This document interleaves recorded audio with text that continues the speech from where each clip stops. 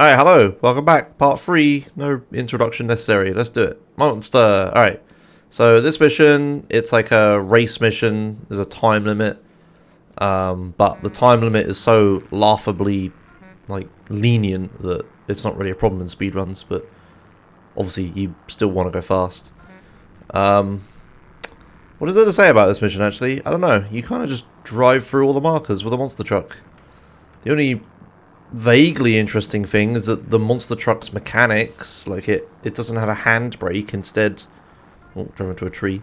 Instead, when you hold spacebar or whatever your handbrake button is, instead you activate four wheel steering, which is like kind of weird. Wow, I'm really messing this up, aren't I?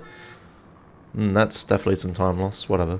But yeah, that's about it. Really, it's not that interesting. I think I use it like once, but normally you kind of just want to turn the car around.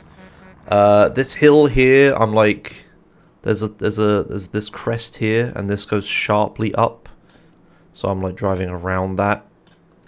As you can see, driving around it. What else is there? I'm trying to think. I don't really think there's anything too interesting in this mission. Yeah, here, this rock, I'm going to draw a big circle around the rock. This rock, if you hit it in the wrong way, you can go straight into this water over here, and that's run dead. So don't do that. I hit it, but not in the wrong way. And then sometimes this bridge can screw you as well. Like if you clip like this ledge here, or this, or you hit this, or if you even hit this wrong, right? Sometimes that can send you down into the abyss, which is instantly run over as well. So don't do that, which I didn't, which is good. Yeah, I think I used 4-wheel steering here. Yep, there I go. 4-wheel steering, incredible. Just turns you around real sharp, I guess. I don't know. Kills you your forwards momentum here. Doing it though. Oh, there is one thing here. So this little town here, this little ghost town, I can't remember what it's called. It's in misappropriation, the guy is here. But there's also, behind this here, there's like a homing rocket launcher. That's my best drawing of a homing rocket launcher. And you want that, there it is, look, you can see it. You want this because in, what's the mission called? Is it Interdiction, I think? Well, in a minute, there's a mission with a bunch of helicopters, and you want to shoot the helicopters. The mission gives you a load of normal rockets, but homing rockets are way better for shooting helicopters. So I get out of the monster truck here to pick them up. But the thing is, in this mission, when you're outside of the monster truck, you have 10 seconds to get back into the truck when you get out. So this can sometimes be, in the past, I used to be way slower, right? So I'd get caught out by this, but nowadays it's like I've got like 5 seconds left before it's, you know, up or whatever. But it is a thing to note. You got to get out pretty quick and grab them and get back in. But I mean, you want to be quick anyway. So yeah, those are the homing rockets. I'll use those later to shoot all the helicopters with. I often get a lot of YouTube comments, people asking me where I get the homing rockets from, and it's because they just skip this boring mission, which I don't blame them, I guess. But yeah, that's where I get them from. There you go. What else though? I'm thinking about skipping forwards. Like, I don't really think there's too much in destroying. Like, there's a few things you want to avoid. There's a hill here that could flip you. I didn't really avoid it and almost got flipped. It is just all sort of that past the rocket launcher, I think. Just a bunch of hills that can flip you. You just drive along them quickly. This here is a bit tricky. Yeah, because of this weird hill as well. It's just all about not getting flipped over and going fast. Oh, hey, pennies. Yeah, that's about it, really. Here, there's a fence. You can drive through it, but sometimes you flip over, and sometimes you don't. So I don't. That's it. Yeah, easy Beddoes beat. I think you only need to beat Taylor to get onto to pass the mission. I'm not certain. I don't know, but it's really lenient, whatever it is. And yeah, easy beat. Even though I stopped for homing rockets. Alright, that's monster. Now we're waiting for the phone call for the next mission. What I'm trying to do here is like stand on top of a thing so that I can cancel the phone call animation, but it doesn't really matter that much. Alright. Next mission. Hijack. Oh, yeah, okay. So this mission, you're on a bike. You got Caesar with you. Obviously. This makes you really slow because you can't lean forwards on the bike when you have a passenger. So this is kind of crap. My voice keeps going today, apparently. So it slows you down a lot, but doesn't matter too much. Here, again, I'm pretty sure I explained this. I'm taking the side road here. That's because the side road on this part... Have I explained this yet, actually? I must have, right? Anyway, going along here is faster than going down the road. For whatever reason, driving down this road gives you added wind resistance, like stat or something. I don't know. But driving down this road just slows you down. So you don't do that. You take the side path. So you get here a lot quicker. And because you get here a lot quicker, the truck is like way earlier in the road. Normally it's like way down here or something by the time you get here. But now I'm getting here way faster, so it's like way earlier. And then this is our first instance. Oh, this is not the first instance of pause buffering, but this is another instance of pause buffering. So if you don't like that, don't look. I'll tell you when.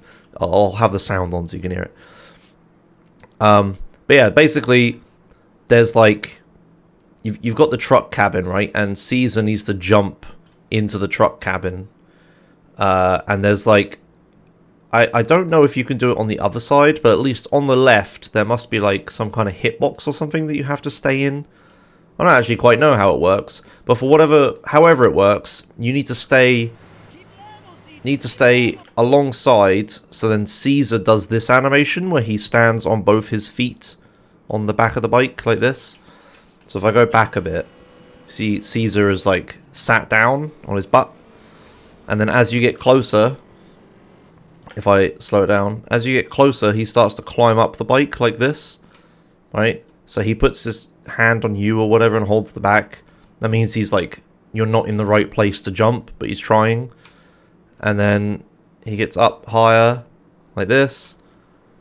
And then when he stands on the side like that, this is me pause buffering, by the way.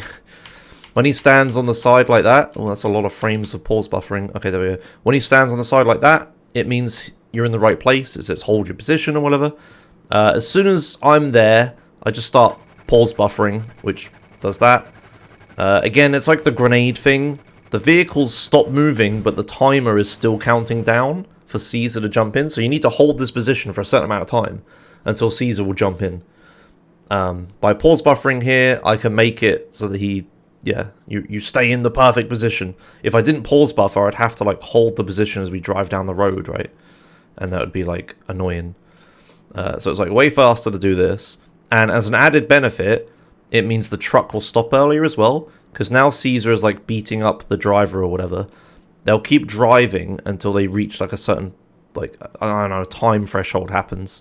And then he'll stop. And then I'm going to try to drive back into the garage, which is like down here. Like it's literally like right here. If you take too long to beat him up or to get Caesar on or whatever, not only you're losing time, obviously, because it's taking a while, but you also travel further down the road, which is worse. So you want to do this as quick as possible, not only because this is as quick as possible, but then you also have the added benefit of, the truck stops earlier. So here he like wiggles left to right when he's doing this. The truck has really weird physics where it like just punts vehicles out of the way. So you need to not get in front of it. Not that it's going to punt you or anything, but it's basically like on rails. You can't really do anything to it. And yeah, because it's on rails or whatever, they scripted this thing in where it just moves the vehicles out of the way.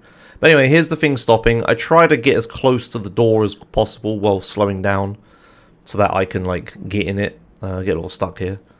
Yeah, get into the truck. I need to do a little bit of reversing. So yeah, this is the bit I'm talking about. This is where I wanted to go. And I want to drive like down here and into the marker that's like right here. If we look at the map, it's like right here. So I reverse a bit. Go to the right, go down here. There's a million different ways you can go down here. You can go down the road. You can jump over this ramp and onto it. You can drive along this little path. You can go straight across. You can drive down the little path and then go left of the tree. I don't know. I kind of always do a different thing. I don't really... Yeah, apparently I'm going left of the tree this time.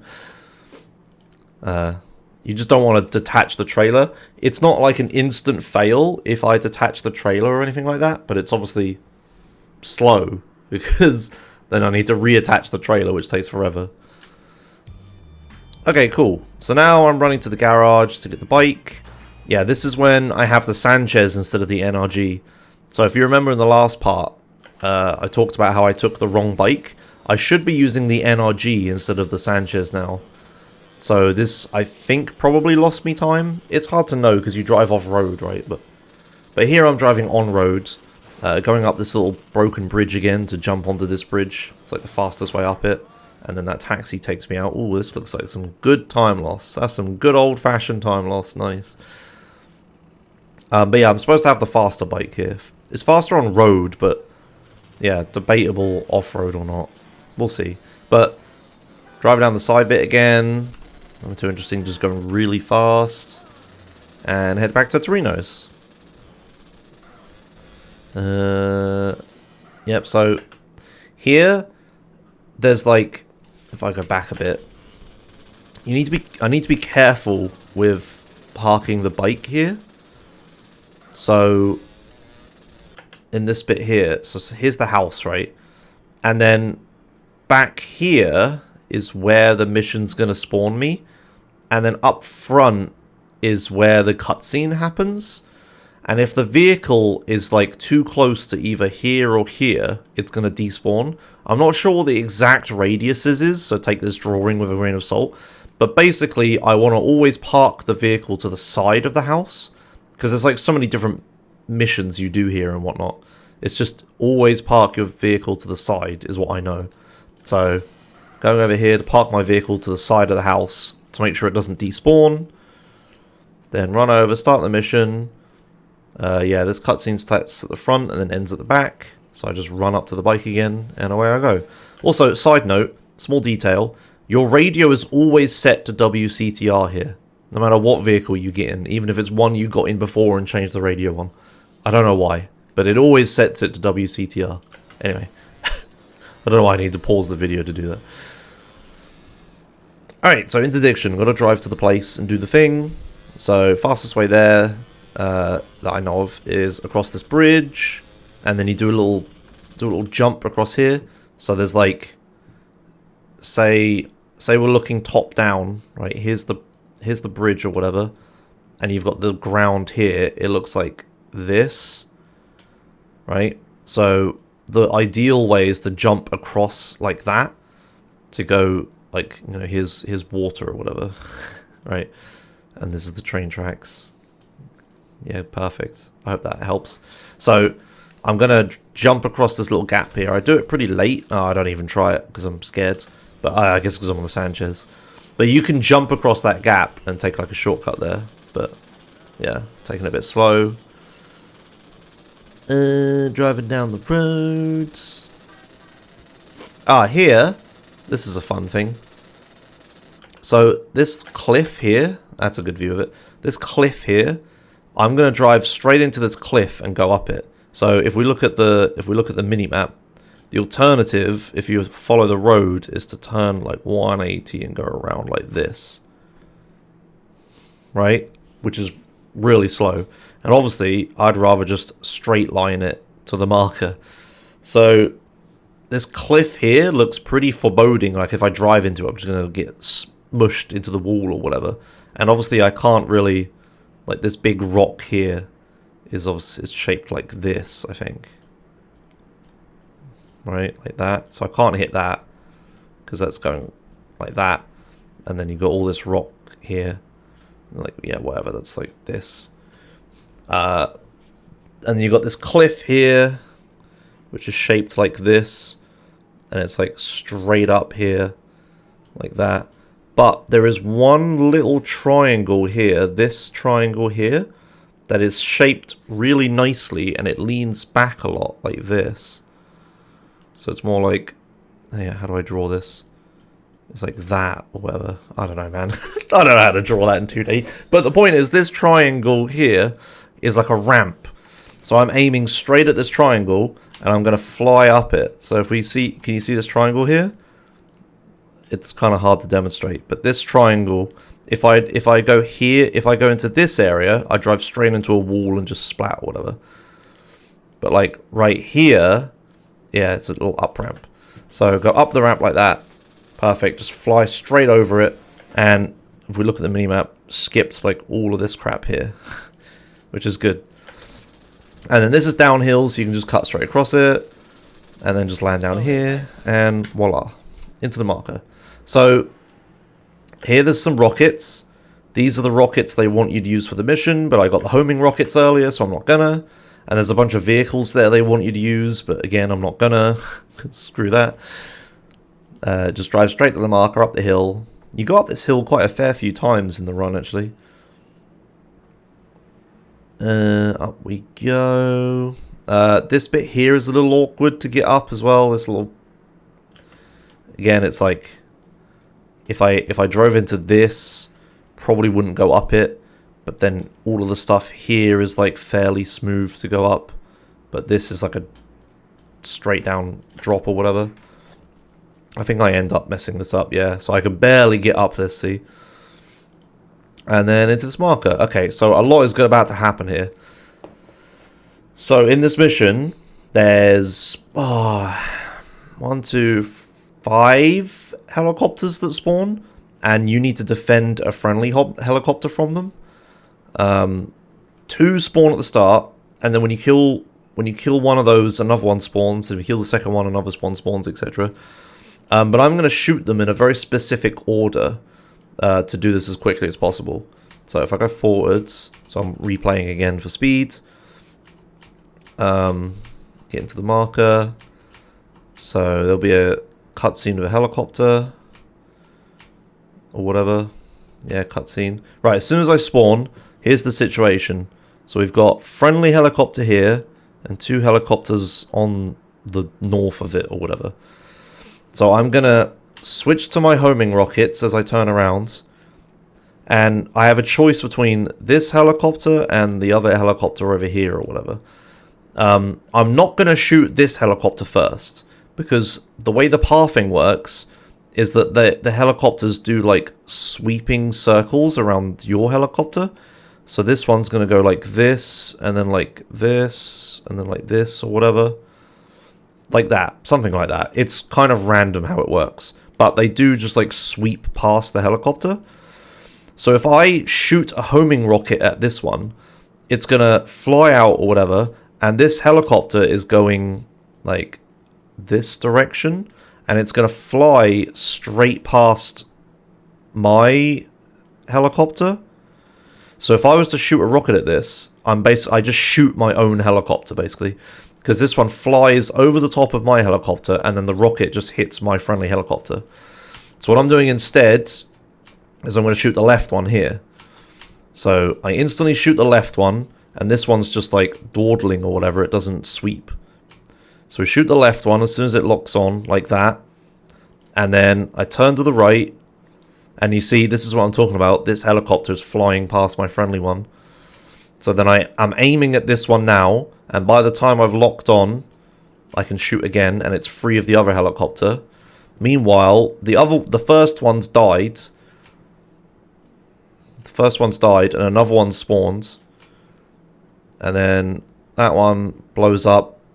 And I'm running over here while I'm waiting for them to blow up. These helicopters, as you can see, spawn absolutely miles away. But because they're still loaded, you can actually target them way early. So I run over here, target whatever helicopter it wants to target, and then I shoot one rocket. Now, in Los Venturas, I'm not going to buy any weapons. And because of Yay Kaboom Boom... No, not Yay Kaboom Boom. Because of the Da Nang Fang in San Fierro, I really don't have any weapons. I have like a katana, some Tech 9, and the homing rockets I have, and that's about it, right? But the guys in the helicopters, they carry AK-47s. So you see this helicopter just died right now. I'm timing it so this helicopter's just died. And the guys in the helicopters dropped their AK-47 on the ground. And this AK-47 stays here for a really short time. But I have time to go pick it up. And because of the order that I shot the helicopters in, this helicopter is like just barely above this ledge here.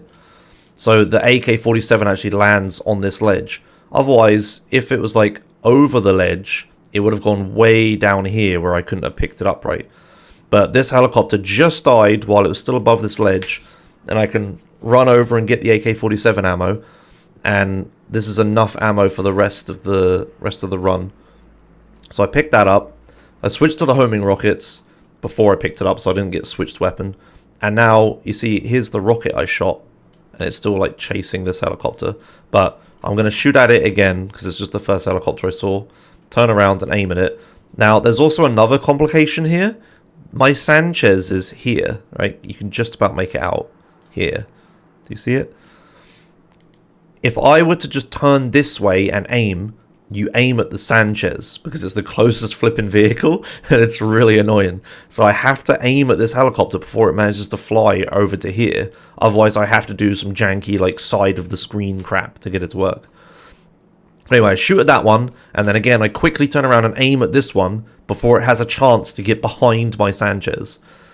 So I aim and shoot at that one, and then I'm shooting at this one, and there we go. And they should both die like that. Now, there's one more helicopter that will spawn. So again, I'm running over here, and I've got like 5 ammo left, so I basically just use all but 2 of it here. I just pump out bullets, I think. I don't quite remember how many I use. Yeah, I use all but 2. And now I'm going to try to run over here and pick up these rockets. I'm basically just waiting for that helicopter to blow up. So there's like some spare rockets here and I can pick them up if I get there. But it doesn't really matter. If I don't do it, it's like I'm not going to run out of rockets in Los Venturas. Because I'm going to go pick up some more in a bit. Oh, okay, I decided to pick them up anyway. Whatever. But anyway, here's the Sanchez. Now I'm on a timer, so the contraband from the helicopter has been dropped off, and it's like parachuting all the way to like the coast or whatever. And I can drive straight to the coast right now, but I'd have to just wait for this to slowly parachute its way down over to it. So instead, what I'm going to do while I'm waiting is I'm going to go pick up more rockets. So if you remember at the start of this mission, there were like well, not the start, but there was like some rockets in the hut or whatever near those other vehicles down here. I'm going to go pick them up now because these are like 50 rockets, these 50 RPGs, and there's the ones I picked up on the hill were 20. So I get these 50 rockets, and now I have like tons of rockets for the rest of Los Venturas. I'll switch to a minigun eventually, but for now, I'm just going to, spam these rockets through Los Venturas. And again, I'm not losing any time to do this, because I'm just waiting for the contraband to fall anyway, so there's, like, no reason not to. As long as I don't get, like, knocked off my bike or whatever. There's also some armor in one of the planes over here, but I don't bother with that. So, drive up over here. Yeah, here's the contraband parachuting down. I know exactly where it's going to go, so I'm carefully parking the bike. Again, I don't want to... There's like a despawn zone like around here that I don't want the bike to be in, so I just park it far away so it doesn't. And then I stand, I don't know, roughly where I think it's going to be. Yeah, a little bit more forwards. It falls so slowly, you've got so much time to get it if you're fast enough. So yeah. That's Interdiction. Watch the little cutscene, and then just drive back to the hideout, which is like the little town over here or whatever. Why does it do this? I really should have stopped using VLC for this video. Yeah, drive over here. Again, avoiding the bumps and hills and stuff, so that the bike doesn't get thrown off or whatever. Or I don't get thrown off the bike even. Now, there's a slight thing here. So... you need to... Here's this little hut or whatever. This is where you need to take it. This is like a garage door that like opens up. And there's a little red marker inside. If you drive the bike into there, into the red marker, the bike will stay inside at the end of the mission or get despawned or whatever. I don't know. You can't get the bike again is the point. But there's a trick to like scrape along the side of the building. So the building's like this. If you scrape along the side of the building, you can just about hit the red marker, and then the bike will stay outside of the hut after the mission, and you can use it again. And we used to like then drive the bike all the way to Torino's house or whatever. But nowadays, now we have Katie, we're just going to death warp instead. So I think I actually just drive straight in. Yeah, I time it so that I'm there when the door opens or whatever. I'm like going slow enough. If I was going a bit faster, I could have scraped along the side instead because I would spend time waiting for the door to open. But obviously here that doesn't matter.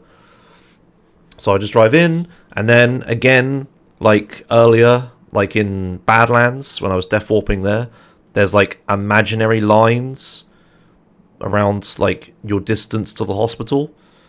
So there's a hospital like over here or whatever in the top left of the map, or I don't know, vaguely top left. It's where Barbara is or whatever, that little town, I don't know what it's called. But there's also a hospital like way down here in Los Venturas, right? And I want to go to Los Venturas.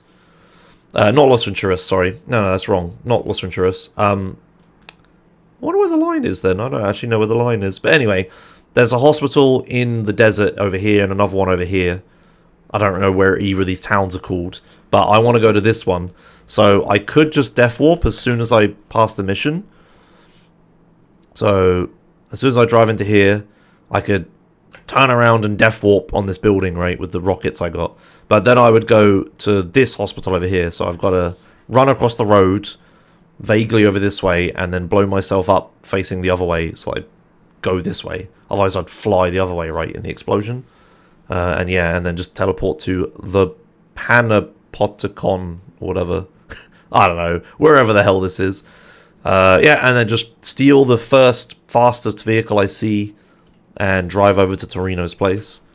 Yeah, this death warp's kind of weird. It's like you give up your fast vehicle, which is either an NRG or a Sanchez, but you're like, you know, teleporting to Torino's house. So you save time going to Torino's house, but you then have to... This is Verdant Meadows, which is just a mission where you have to go buy the airstrip. So now you have to use whatever random vehicle you got to go buy the airstrip. So there's another point in the run where what random vehicle you get is important. Thankfully, I spawned and saw a bike, so I just instantly stole it. I don't really care what kind of bike it is. A bike is fast. So yeah, got the Wayfarer. I'm driving there now, obviously. Getting off the train tracks as quick as possible, because driving on train tracks is slow, because it slows you down, the terrain or whatever. And it started raining in the desert, which kind of sucks. I guess it does sometimes rain in the desert, but still pretty slow. Yeah, and then just trying to find like the smooth roads and driving over to the airstrip. I can think then the airstrip's where I'm driving to. Now I don't remember if I successfully do it in this run, but when you jump off the bike, like CJ does like an animation of jumping off or whatever, you can actually buy you see the little marker here. You can actually buy the property while you're doing the animation and like stumbling and stuff. So I'm trying to like line up and do it at the same time. I don't know if I do. Let's see. If I jump off. Yeah, I do. I get it. See? So I'm doing the jumping off animation, but I buy the property. So then I'm spending the stumbling animation waiting for this cutscene to end anyway. And I bought it a bit quicker, right? So tiny little thing there. And then I fuck up the stairs and immediately ruin all of the time I just saved from it. Okay, flight school. You may think this is boring, but there are a few things to do. So takeoff, obviously, this is just pretty standard. Just take off and fly to the place as quick as possible. Nothing super interesting here, and you get golds or whatever. Yep. So the menuing here. Oh, I'm playing replays as well. But the menuing here is space to continue, which takes you to like the next challenge or whatever, and it's like land plane, and then you just spam space again and then go through it. So landing the plane is kind of interesting. So when you do these ones, you always get given like a red marker to land in here, and the closer to this red marker the better for your rating, and also the angle of your plane, like left and right like this, is important. So dead straight is good. But the thing is, we don't care about gold medals. We just want bronzes and get through it as quick as possible. And it's actually legal to land like I'm not sure how much, but like pretty much anywhere on the runway is like legal to land on. So what I'm doing is I'm immediately slowing down the plane as much as possible, and I'm just slamming it down onto the runway instantly to just get the bronze medal and just land. I take some damage, but thankfully not enough to ruin it. And yeah, my position score is terrible, but it doesn't matter. I did it quickly. That's all we care about. Here, look, I mess up the menuing here. So let's go forwards a bit. So this menuing here is really awkward. So I'm pressing space, right, to get back into the circle, the flight menu. But the next challenge is circle airstrip, and with circle airstrip, you have to press space, but then you have to press left or right to choose whether you go like clockwise or counterclockwise circle around the course. I don't really care which. I don't even remember which one I pressed by default. Probably left. But it's like I mess up here because I press space too early and it doesn't trigger, and then I press left and then I go to land plane like this, and then I'm like spamming space or whatever. But thankfully I don't go into it, and then yeah, here's this menu. I managed to successfully click counterclockwise. Yeah, that's mildly annoying. And then you got this one where you just drive around in circles or whatever. Yeah, it's just chill. And then you got circle airstrip and land, which is the same thing with the same menu problem. But this one is landing. So again, I'm just landing as quick as possible because I don't care about golds. I just want bronzes. I just need to do good enough to get a bronze. There we go, like that. Helicopter takeoff. This one is kind of interesting. So what it wants you to do is it wants you to take off and go vertically upwards until you reach like a certain height or whatever, and then it spawns like a ring and tells you to turn around and fly through the ring. But obviously going straight up to a point and then turning around and flying to a place is kind of slow. I want to gain height and travel to the ring at the same time. So I instantly turn around, I'm gaining height, and I'm going this way. But the problem is, you can't see the ring until you're high enough. And if I just keep going, if I go too far forwards, I'm going to fly past the ring, and I'm not going to trigger it because I'm not high enough. And if I just gain height, then I'm just going to go too high and lose like forward speed or whatever. So I have to like try to time it to like, yeah, this is pretty terrible, but I'm trying to time it so like, I'm going high enough and forwards enough to like hit them both at the same time. But yeah, I don't quite do it there. I just play it safe, go high enough so that I can see it, and then fly into it. But if you're really optimal, you would travel like perfect diagonal line towards it, right? Again, landing, just you have to get close enough until the red marker appears, and then I can land the helicopter.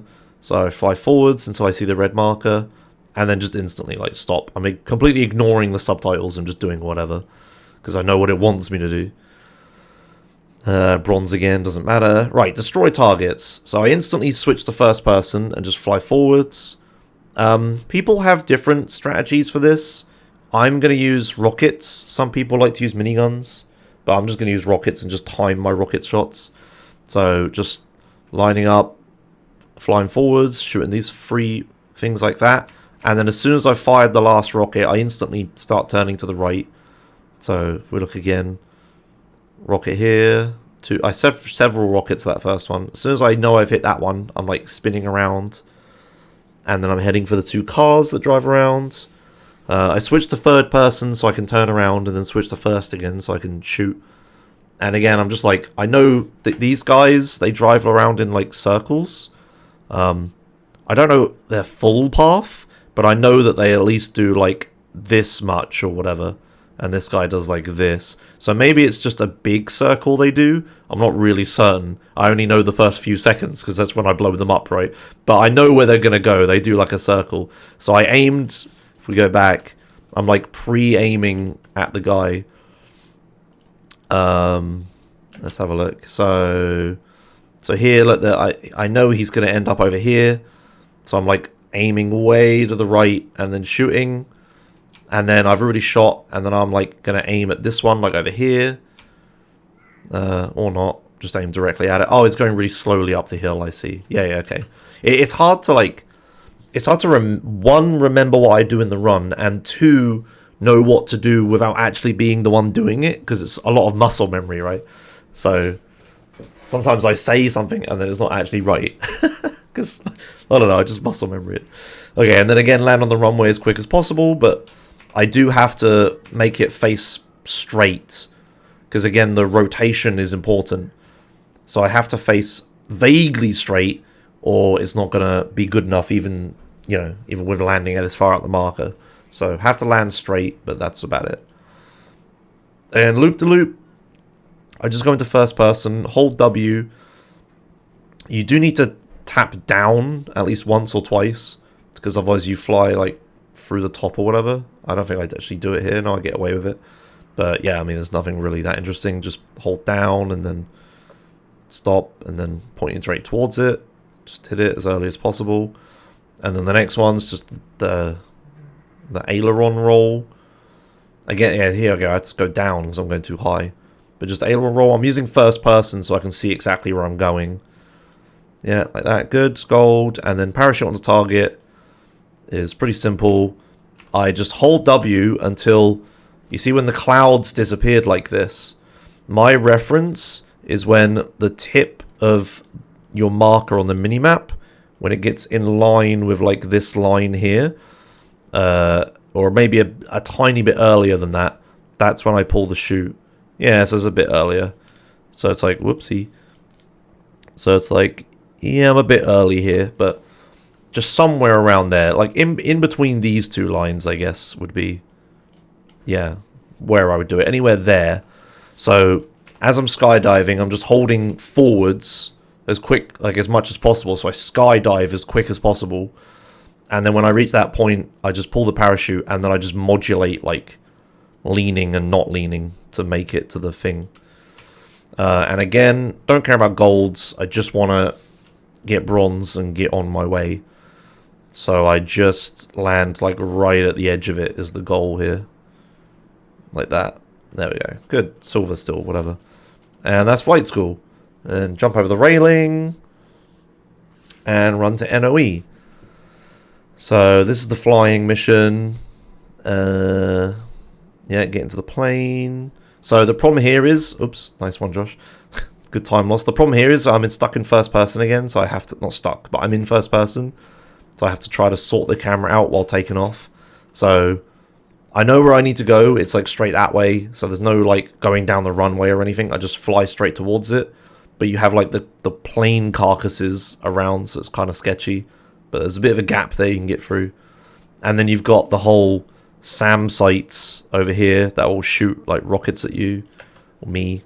But I'm flying to the right of those. And then I basically just take the straightest path I can. So that's like... straight through here. I don't even care about the visibility bar or anything like that. Like, I try to stay low, but it's really not important. If a Hydra spawns, the worst it can do is slow me down because I have to dodge its rockets. That's about it. So yeah, flying over the river here, just going straight towards it. Then come over to this. I'm going to fly around the hill because you have to like go up and then down. It's kind of slow. So just fly straight around the hill. And then through this. And then through this little carved out part where the road is. And then here. This is awkward because I want to turn around as soon as possible. But obviously if I turn around too early, I won't actually hit the marker. So that was pretty late actually. I could have started turning around earlier. But you want to like turn around as you hit that marker. But not miss it because then you need to do like a 360 and go back or whatever. 180, whatever. And then, yeah, also the trees, right? The fucking invisible trees. I know where all the trees spawn around here, and I'm just flying around them and just avoiding them, right? And following, like, the roads and stuff to make sure I don't get, you know, surprised by an invisible tree in my face.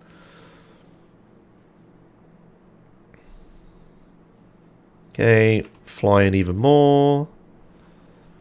Yeah, exactly the same route back, pretty much. Except I fly over this instead of around it. Just because it's a bit smoother to go up here. Don't really lose that much time. And then back down. And then straight over the hill. And now here, you can do a thing here where as soon as you land, you can get out of the plane. and you can like move while Torino's talking to you or whatever, or skip it or something like that. I've only ever done it once. But it's like frame perfect plane exit or something. I don't know. I've never pulled it off. Well, I pulled it off once, sorry. I hardly ever pull it off. But yeah, here I don't get it. I don't get out of the plane, so I have to sit in it and wait for the voice line. But that's NOE. Now it's time for Stowaway. This one's really short. Just, you're on the bike instantly. Just drive diagonally. So I know the plane is going to take off this way, right? So I want to like intercept it by going like this way. I also want to avoid all the guys, and I want to avoid the barrels that like roll out of the plane. So keep to the side, go as fast as possible, and then just like drift into the, you see how I've like angled this perfectly, drift into the ramp and hit it. And then the video breaks, interesting. Okay, then in here, so when you're in the plane, if you shoot any like object in the plane, I'm not going to draw every object, but if you shoot any object in the plane, or the plane itself, you'll blow up and die and fail. The plane will blow up and you'll die and fail the mission. But you can shoot people. If you shoot a person, you're not shooting the plane, and it's fine. Also, I want to slide here, so I'm going to slide up, and then you got this guy with the parachute, so I just headshot him. Don't miss, because if you miss, run over, right? Shoot him. So annoyingly, these barrels get me, which is kind of, yeah, pretty annoying. And then you can see here, I was about to set up the slide again. So I'm sliding, right? And I get knocked over, and then I'm about to set up the slide again, but then I realize it's a terrible idea, because when you pick up this parachute, it switches to it. It like forcibly switches to it, and you can't not use the parachute. So yeah, you see here, even though I'm like holding a gun, it switched me to the parachute. So then I instantly switch back to the AK, and now when you start this mission, it gives you a satchel. What you're supposed to do is throw like a satchel. You're supposed to throw a satchel down and then jump out of the plane, and then a cutscene starts and the plane blows up, right? And it's like CJ presses the button while he's skydiving or whatever. But you don't actually need to do that, and I want to use the satchel later. So what I'm going to do instead is I'm going to intentionally shoot the plane.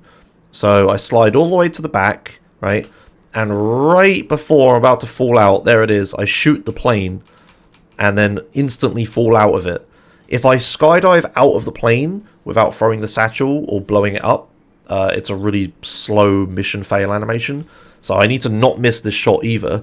But if I take too long, I'm going to blow up inside the plane and die, which is bad. But managed to time that perfectly. It's not that hard. I'm making it sound a lot harder than it is, but it isn't. Just shoot the plane and then instantly skydive out of it. And then, yeah, have a nice, really long skydive to the ground. And absolutely nothing interesting happens. Well, okay, I'm vaguely interesting. I'm traveling east to go to Los Venturas. That's about it. Just follow this road east. Why does the video keep freezing? Okay, cool. And then here, again, it's looking for random vehicles time. And there's like a bunch to choose from. There's Sanchez's, which are obviously fast because they're bikes. But then there's also taxis and police cars, because there's a trick you can do to skip a cutscene when you drive to when you drive to the Red Dragons casino. But I think I picked Sanchez here. I don't think I switched to the taxi behind it. No, I take the Sanchez. Sure, I won't get to skip the cutscene, but, you know, Sanchez is fast, so it's fine. If there was a police car, that'd be the best of both worlds, but yeah, there wasn't, so I just, well, not one I saw. So I just take the Sanchez, and then I drive south to get onto the highway, or what's the other one? I don't remember, whatever. The motorway, I'm on the motorway. Oh yeah, that happens, I forgot about that. I always get knocked off my bike a whole bunch. And yeah, just cut in the corner a bit, and then drive to Los Venturas. So here, when I get like around this corner-ish, a cutscene will play. Yeah, I played a replay into it to make it a little faster. Yeah, this cutscene you can skip if you hold, if you're in a police car or taxi or whatever side mission vehicle, if you hold the side mission start button, when you drive into that marker, it will force you to release all the buttons you're holding. So you'll release the button, and then the side mission will start and like cancel that cutscene, and then you can like cancel the side mission and keep driving or whatever. Now I answered a phone call since I got off. I think it was just a Catalina phone call. Maybe I did need to answer it actually. Yeah, is it the Red Dragon's phone call? No, it isn't. It is a Catalina phone call. I didn't need to answer that. Okay, whatever. Anyway, in the casino, this is when I need to explain sprintable objects. So, okay. So here, there's several objects in front of me. Let's play it a bit more. Oh, whatever, that's good enough. There's several objects. We've got these stairs, and they're their own object, right? And then you've got this whole, like, floor section, and that's, like, its own object. And then you've got, like, this platform thing that's, like, its own object. And then there's more stairs around here and stuff like that. All of these objects have different properties. Now, most people think that you just can't sprint indoors, except in Caligula's Casino for some reason. And that's mostly true, but it's that all of these objects aren't sprintable for some reason. It's like the object that has a property, whether it's sprintable or not. These stairs and this platform are sprintable, but the floor isn't. So I take a very specific route here. I run along these stairs, and I'm sprinting, and then I can jump onto this sprintable platform, and then I'm sprinting again, and then I can jump across this platform and land across the floor even, and land on these stairs, which are sprintable again. So then I sprint, but then I'm in like no man's land, so I just have to jump across this floor a bit until I get to these stairs again, and then I can sprint again. And that's the fastest way through the casino to the marker. You'd think that just like, you know, going like left here or whatever, like left here and around would be better. But it's actually faster to run around like this because, yeah, you can sprint on some of these surfaces, just not all of them. For whatever reason, who knows. Ah, yes, this guy. Okay, so in this mission, you need to scare this guy. And there's a scarometer thing. For whatever reason, I'm not going to pause it. For whatever reason, if you drift to the left, and only to the left, to the right does not work. If you drift to the left, the scarometer goes up. Not really sure. Probably something to do with like angle calculation or whatever. Like drifting left makes the number bigger while drifting right makes the number smaller. I don't know. For whatever reason, this guy is scared of left turns. So this is the fastest way to do this. You just drive around the casino, build up momentum, and just turn left. And then you can just drive here. There's an alternate strat where you can just do like ovals in the car park, and it's safer because you're not going to hit anything, but it is slower. So it's better to just drive around the casino like that. And yeah, that's that mission. You just drift left and it scares him. I think in the mobile version, they fixed drifting left. And it's way harder to scare him because of that. I think I remember when I did the Ouya run, it was like terrible trying to scare that guy.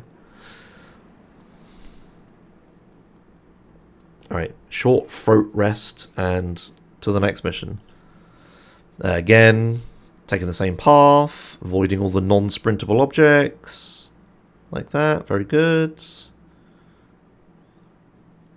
Alright, explosive situation. Looking for a fast car. I find a ZR, which is good. So, yeah, I'm getting hit by traffic or whatever. So in this mission, you need to go to a place, steal some stuff, and drive out. This is when the first big mistake of this run happens, like the really big mistake. Like minute plus time loss mistake. But we'll get there in a sec. So, got to drive into this marker, and then it like teleports you inside the quarry, outside of the car, so you then have to get back into the car. And then I'm just gonna yeet it down the hill, and I'm heading towards the dump truck or whatever here. So you've got these 4 yellow boxes, one here, and there's 2 off camera. Like, oh no, one's over here, and there's another one held by a forklift over in this area. And the only way that you could trigger these boxes to like explode and give you the dynamite is with this dump truck. So this dump truck cannot get destroyed or you fail the mission. Like it says mission failed and you can't continue. So you have to be careful with this dump truck. I'm not very careful with it there and almost blow if the ZR gets stuck underneath it, it'll blow up, which is annoying. And it will destroy the dump truck. The dump truck isn't explosion proof or anything like that. It's just a normal vehicle. So you got to be really careful. So what I'm doing is I'm like, CJ's sat like here, right? He's sat like this. Very good. Driving the truck. So when he gets out, he'll get out to the left. So I'm using the left front wheel to destroy the boxes. So left front wheel to destroy the boxes. I get out. Run over to it, run back in, right? That's the fastest way of doing it. So, over to here. Crush that box. Yeah, it's kind of underneath the rear wheel, but it doesn't matter. Just, I need enough speed to be able to break it, but the dump truck slows down really slowly. And then this is the scary part. So, there's a forklift here. And if you drive into the forklift, it can flip over and blow up and stuff. And that can destroy the dump truck, which fails the mission. Even if you pick up the last detonite, like that, once you get 4 sticks of 4, if the dump truck explodes during this period where nothing happens, you'll still fail the mission. So that's why I like reversed the dump truck away from the forklift in case it was going to blow up, just to make sure I wasn't going to fail there. Alright, and then waiting again, just waiting for the mission to trigger. And then onto the Sanchez. Now here comes the big major mistake. So it wants you to follow the markers to get out of the quarry. And they've like locked the doors or whatever with guards. So what you're supposed to do is drive into these markers like this and like follow it up a really elaborate path that goes up these like dirt transfers. I don't know what these things are called. Conveyor belts, whatever they are.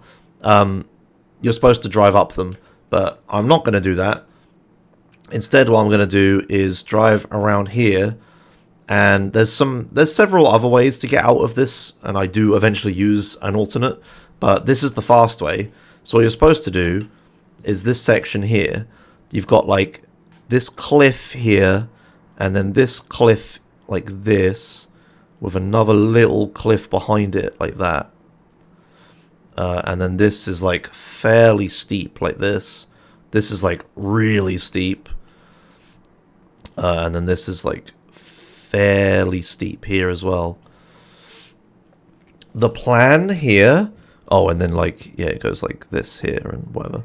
The plan here is to drive along the edge here and, like, just balance your bike on the wall here and, like, wall ride the Sanchez up and over the edge of the hill. And then you can drive to the left and there's, like, a little low part of the fence. The fence is like this. There's, like, a low down part of the fence with the hill that you can drive over the fence and get out. And it will trigger everything just fine. All you need to do is get to the guy with the... waiting for you to detonate or whatever. So that's what I'm going to try to do is drive along this and then like get up over here. You just have to like wall ride along all this stuff. But I really struggle with this trick for some reason. I just can't wrap my head around it. So I almost have it here, but then my bike like falls down a little bit like that. I think I'm going too fast there. So I messed that up. But the problem is you can't go too fast because you'll fly off the wall. You can't go too slowly because then you'll slide down it. You can't hit... If I go back, I need to play this in slow motion.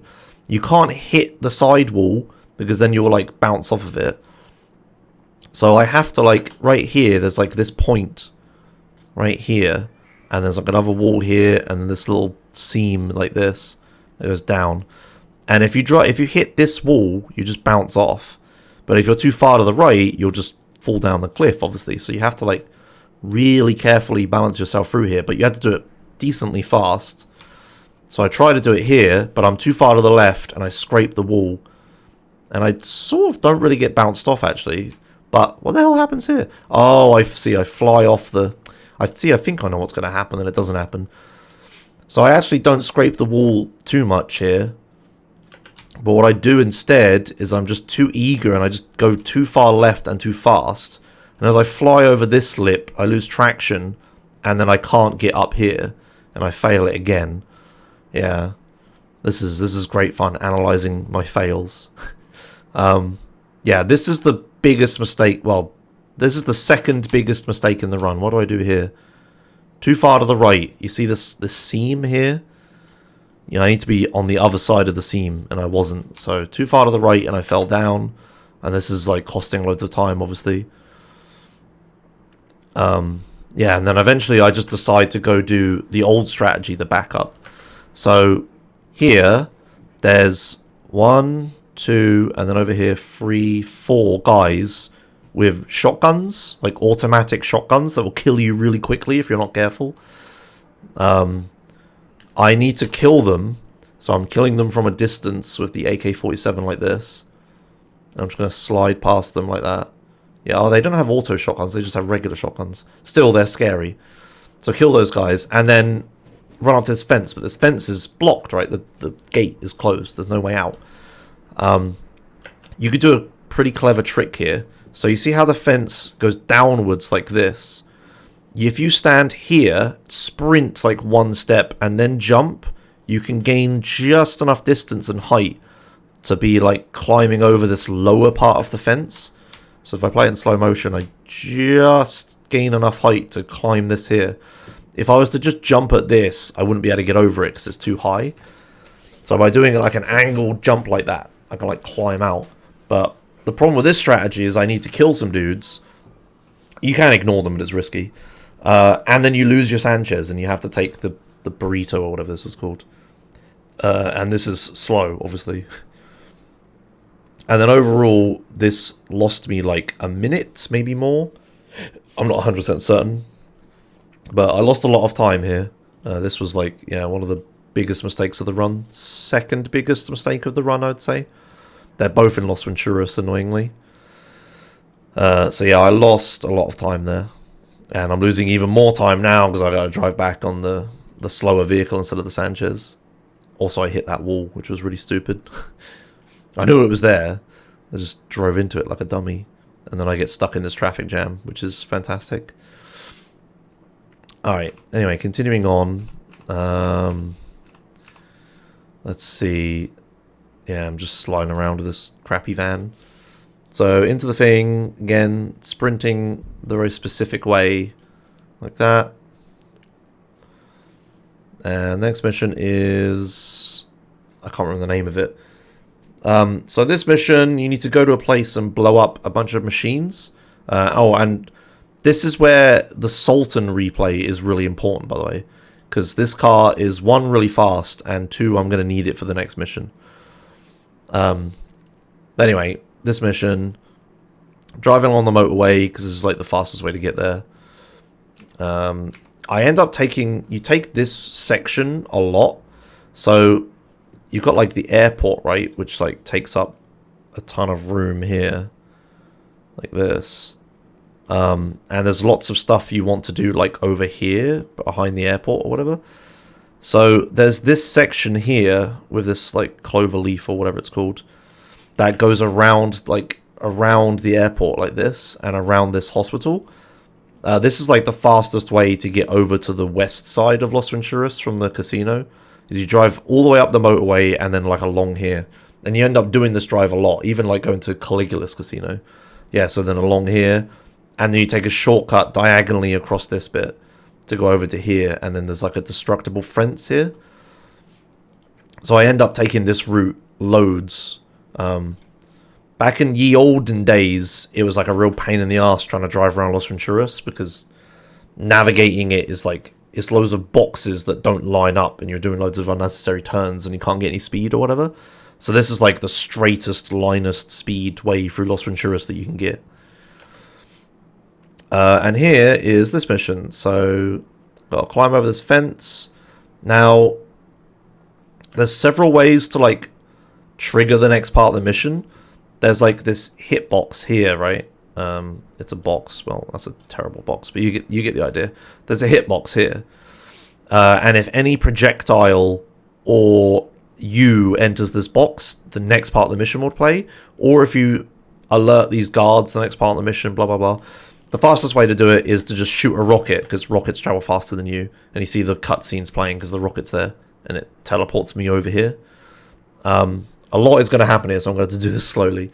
But basically, there's a bunch of guys everywhere and a bunch of machines, and I need to blow up the machines and get out as quickly as possible. And I have a ton of rockets, and I'm going to start spamming them. So, yeah, little cutscene. So, as soon as I spawn, change off of the rocket for some reason. I don't know. I'm turning around is the first thing I'm going to do. Oh, I'm sprinting, I see.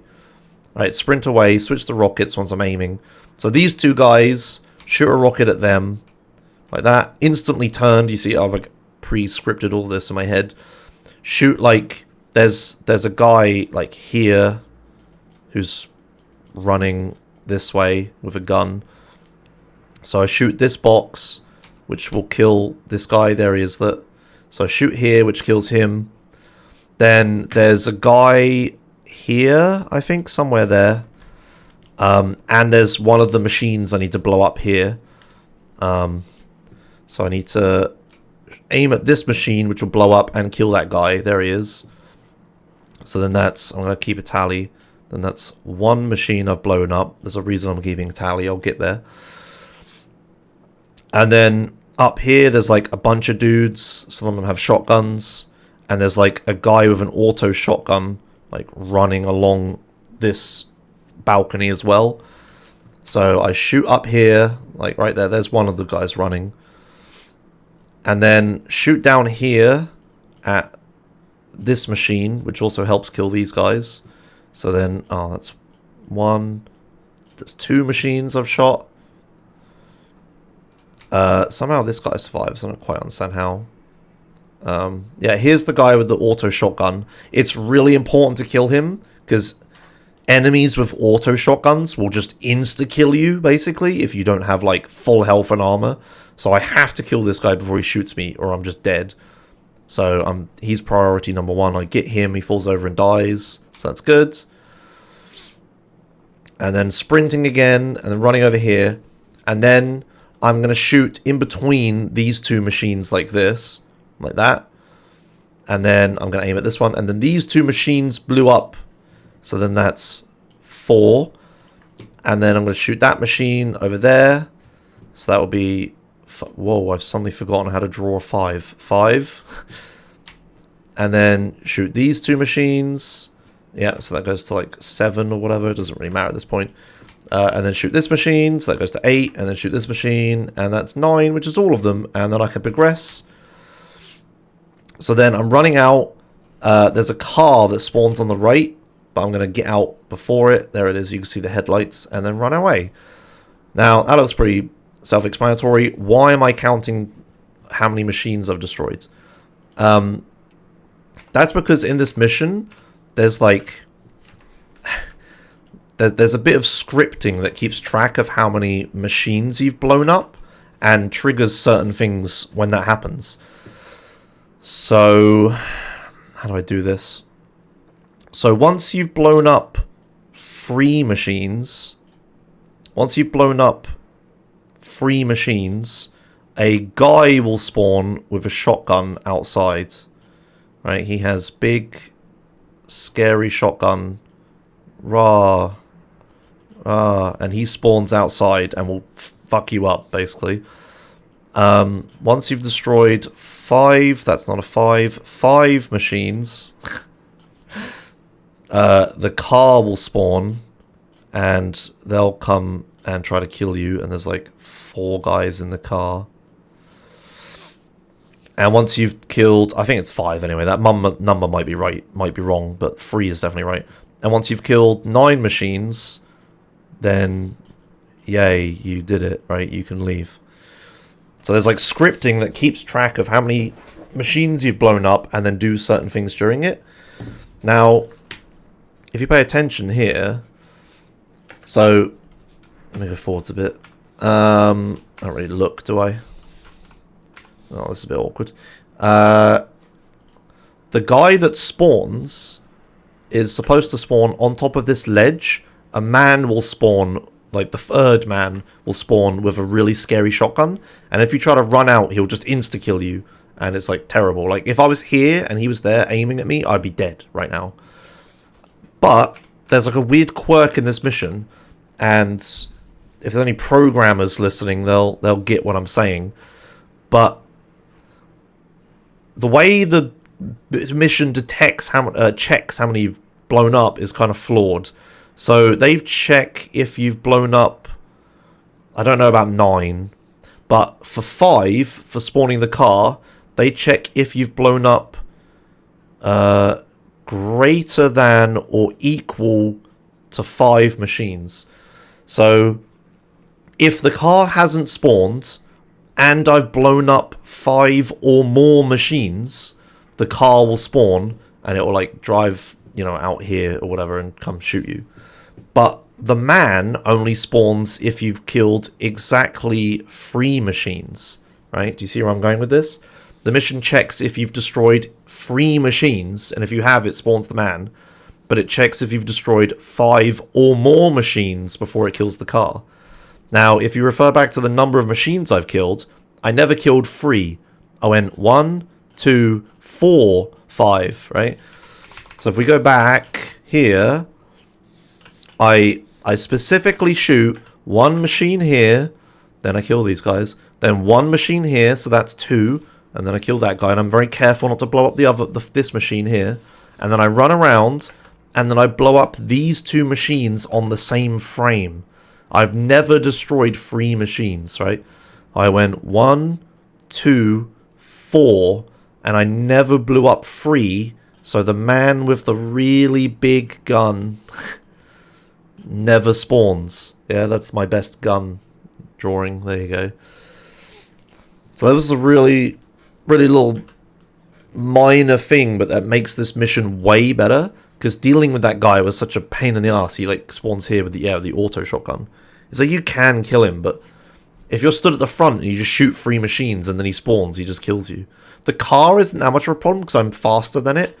If you like watch, you can see the headlights here. I'm like leaving before it even gets here, so it doesn't matter. But yeah, it's like very important to destroy the machines like carefully there. You have to skip 3 machines, otherwise the guy with the gun spawns. Yeah, and that's what I was doing there. Let's see. I'm gonna drive back, so I'm taking like the same route I normally take. Oh, nice driving. So again, I cut across through this fence. It's exactly the same route, just in reverse. Cut across this fence, drive around the airport. Yeah, hit that guy. Go down the motorway, and then turn like left through these fences into the mission marker. For some reason, this mission ends in like over here in the car park for some reason. I guess it's because they want to have the car drive out without you being in the way. But how did CJ know to park over there? Alright, cutscenes, whatever. Alright, next. So, I have a Sultan, but it's kind of wrecked. In this mission, I need to rescue Paul and Macca. Oh yeah, and I get a fresh Sultan here. I need to rescue Paul and Macca, and they're in, like, the desert, like, way out here. The route's not too interesting. Way out here they are. In order to rescue them, you need to have 3 or more seats in your car, right? And the Sultan, if you remember, it's in the replay that I made way back in Badlands. This is the fastest 4-door car in the game. So this is like the perfect, and it's off-road as well, because it's like a rally car, right? So this is the perfect vehicle to come rescue them with. And this is a really long drive. Like, I'm coming all the way from the Red Dragons Casino, all the way to here, and then I'm driving all the way, like, to the Snake Farm, and then all the way back to Los Venturas. So it's, like, really important to have a Sultan here. And that's, again, where the replays come into it. I can, like, get the Sultan to pretty reliably spawn by using the replays when I start Red Dragon Casino missions. So That's why the Sultan is a very important vehicle in that replay, and that replay is carried all the way to here. If we couldn't reliably get a Sultan, then we'd have to go back to really old strats, where we use like a helicopter to fly all the way over here, get them and fly all the way to the snake farm and then all the way back. But the Sultan is like faster than the helicopter. So yeah, that's why that replay is important and why I'm still using it now. Then here, there's like 4 guys here that you need to kill. If you don't kill them, they'll get into these things, these vehicles, and chase you. And then if you still don't kill them, when you get back to the casino, a cutscene will play where you then have to kill them at the casino. But they're all right here now, and rather than doing all that, watching extra cutscenes, I'm just going to kill them. So I just switch to the rocket launcher. I aim high up so that I won't kill Paul, Macca, and me, but I will kill these 4. So I aim like high enough up that those guys die, but Paul and Macca are alright. And then I just get into the car. And then here you get different wanted level based on whether there's a cop car driving past or not. If there is a cop car driving past, you'll get 2 stars. If there isn't, you get 1. And 1 is obviously preferable, because when you get 2, a cop will try to bust you while you're waiting for Paul and Macca to get in. And the cop car can, like, mess around Paul and Macca to, like, slow them down getting into the car, which is a real pain in the ass. But thankfully that didn't happen. And again, exactly the same route. Well, actually, this is a little different because it's a little longer. But I'm going back to where I was, like driving this way round, hitting lampposts, good stuff. And then here's this little, this, what are they called? Clover or whatever. Here's the airport. I'm going this route again.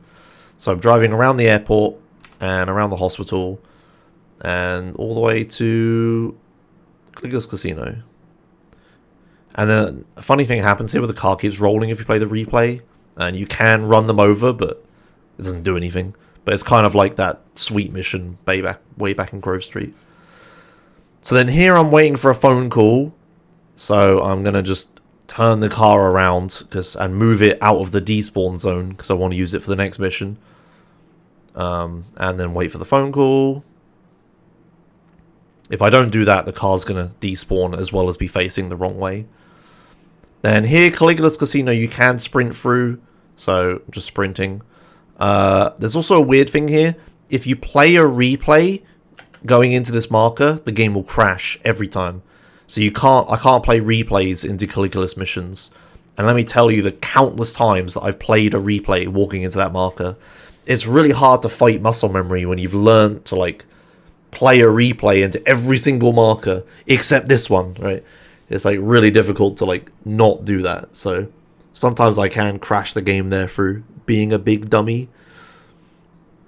Right, this mission, there's going to be 3 ambulances with the guy that you scared earlier by turning left, and you need to rescue him. Small note here, you see how my car is damaged? It's like smoking or whatever. For whatever reason, this marker heals your car. So as I drive into it, you can see the car's fully healed now. I have no idea why. It just does that. And also police vehicles spawn in this, like military vehicles spawn in that car park for whatever reason. Right, okay, so 3 ambulances. If you've ever played a GTA game and you know vaguely about it, almost every GTA game has this mission where there's 3 things that you need to go to. It's called like the free vans mission. The first one you go to will always be wrong, and the second one you go to has a 50% chance of being right. Wow, that was kind of weird. Right, so then the second one will have like a 50-50 chance, and the last one will obviously be 100%. But there's so many Rockstar missions that work this way, where there's 3 things. The first one's wrong, the second one's 50%, and the last one's 100%, right? Every time. It's really weird. Like I can't think of examples in other missions, in other games, but they're in every game. So kind of weird design. I don't know why they always seem to do it for some reason. But anyway, I know the first one is always going to be wrong, so I just want to like trigger it. So I just get out while it's in line of sight and just shoot it with an AK-47 to like scare it or whatever. And then there's 2 left, and it's 50-50 chance. unlike most games where they do this, it's already set now. So I could... What's happened is that, like, in the ambulance, there's two guys in the ambulance, right? And they're like, you know, paramedics or whatever. How do I draw paramedics? I'll put plus on their faces. So they're like paramedics, right? Driving the ambulance around. As soon as you trigger the first ambulance, the game picks one of these ambulances at random and replaces the, like, paramedics in it. It replaces them with the gangsters or whatever. How do I draw a gangster? I don't know, I have like some scars on his face or whatever. He's mean. There we go. Where's the gangsters? I have way too much fun with this. Yeah, so it will pick one of these ambulances at random and it replaces the people in the ambulance. Oh, and also it adds Johnny to the back, I guess. It will replace one of the ambulances and put the gangsters in it. But the thing is, Rockstar did a bad job of this, because when it replaces the paramedics with gangsters, the gangsters don't actually drive the ambulance. They just sit in it. The ambulance just stops, and they just sit in it and just wait for you to turn up. So you can actually tell which one it is by which one is moving.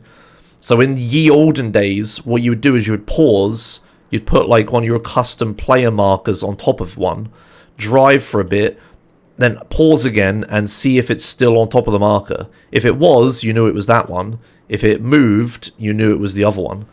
But now you can just do it by eye based on the minimap. And there's also another way you can do it. This one is normally on the strip, like this big road here. And it's actually visible in the distance. So as I drive, I'm looking at the minimap and I'm looking in front of me. And I can see this ambulance here, right? So that's this ambulance down here. And if I just stare at it, and I can see it's not moving, and it's just stopped. So I know this is the right ambulance. So I just drive up to it, and yeah, lo and behold, it's like they're stopped at a red light, sure, but it was like, you know, pretty good chance that they're stopped because they're the two gangsters, whatever. What you're supposed to do is alert them, and then they drive away, and you chase them until they get out or whatever, but I'm not going to do that. I'm just going to walk up to the side. They don't drive, and then I just shoot them both in the face. And then steal the ambulance, and it has Johnny in the back. If you're not fast enough killing them, they will start to drive away once you scare them. But if you just kill them quick enough like that, they don't have any time to react. And yeah, you can just steal the ambulance and get away instantly.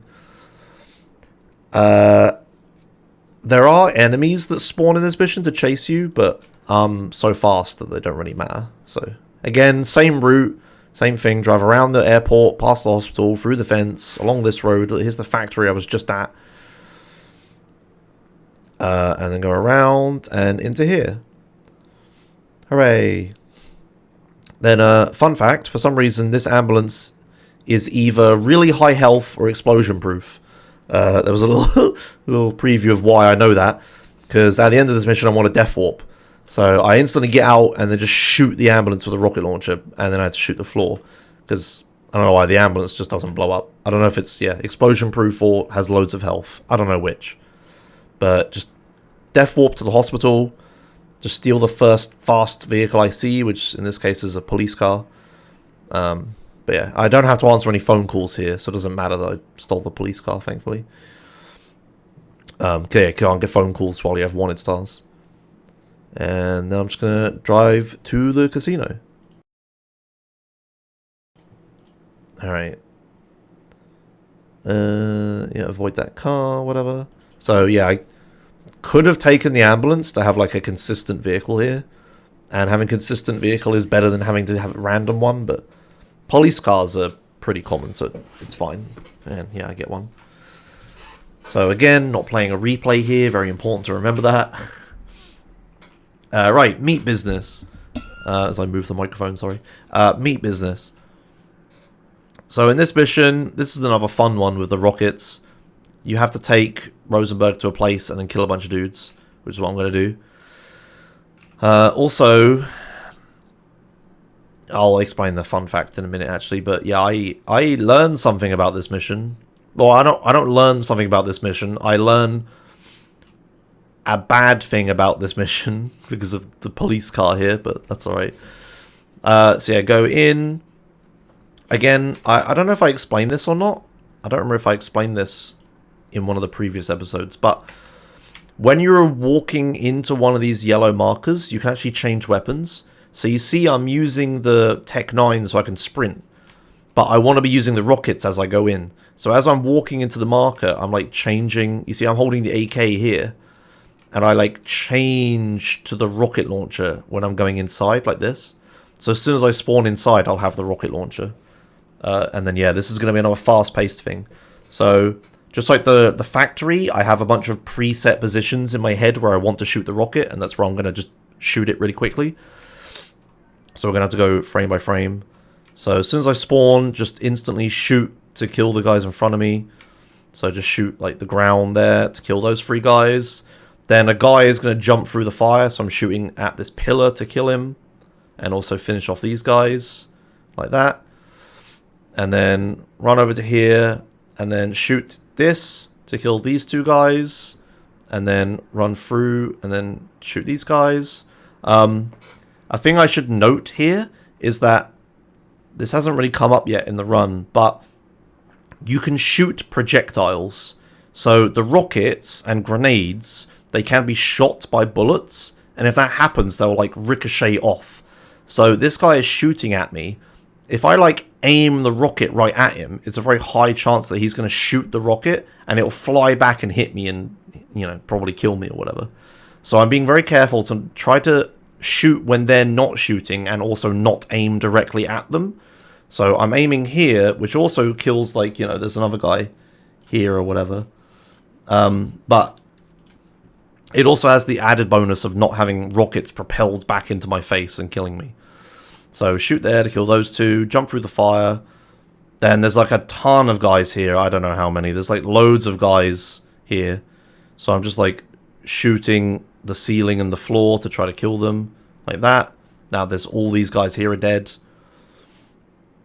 And then jump through that fire. And then shoot here to kill these 2 guys. Shoot here to kill this guy and these 2 that are running through. Then shoot.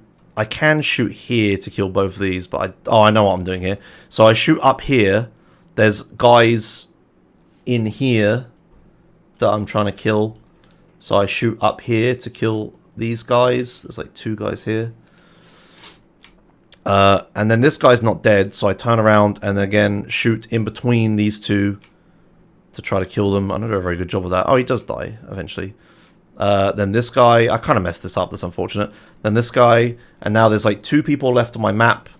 I am going to kill this guy by shooting like here, because he's like right there or whatever. So, ooh, come on video. Oh my god, what is happening with VLC today? Alright, whatever. I'll just play it back. So yeah, whatever, let's shoot these guys. Okay, there's no good place. Whatever, we'll just watch it again. In full speed, shoot all these guys, and then shoot up here to kill this guy. And then shoot here to kill, like, that guy on the map. Somehow this guy doesn't die, which is weird. That last rocket was pointless, but whatever. And then slide my way out. So I'm going to slide and just finish off anyone I didn't hit. And yeah, somehow this guy didn't die, but whatever. Just shoot him in the face. And job well done.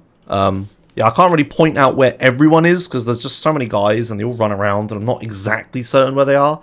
But just shoot in those, like, I have like places in my head where I'm going to shoot to kill them. Now, this here is really unfortunate, and I should have thought about it. I can't get into my police car. This is a thing that happens. This mission, when you go into this mission, when you park your car here, it actually despawns your car. Like, it deletes that car that's there.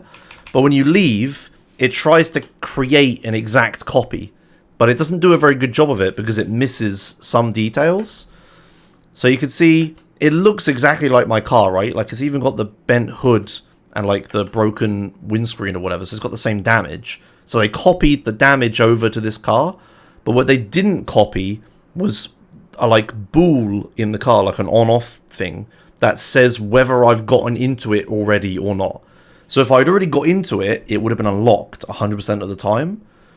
But because I haven't, there's like a 33% chance or whatever that the parked police car is locked.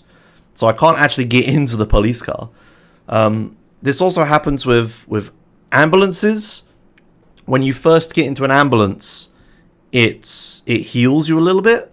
And if you use the ambulance for this mission, when you get into it again here, it heals you again, even though you've already got into it.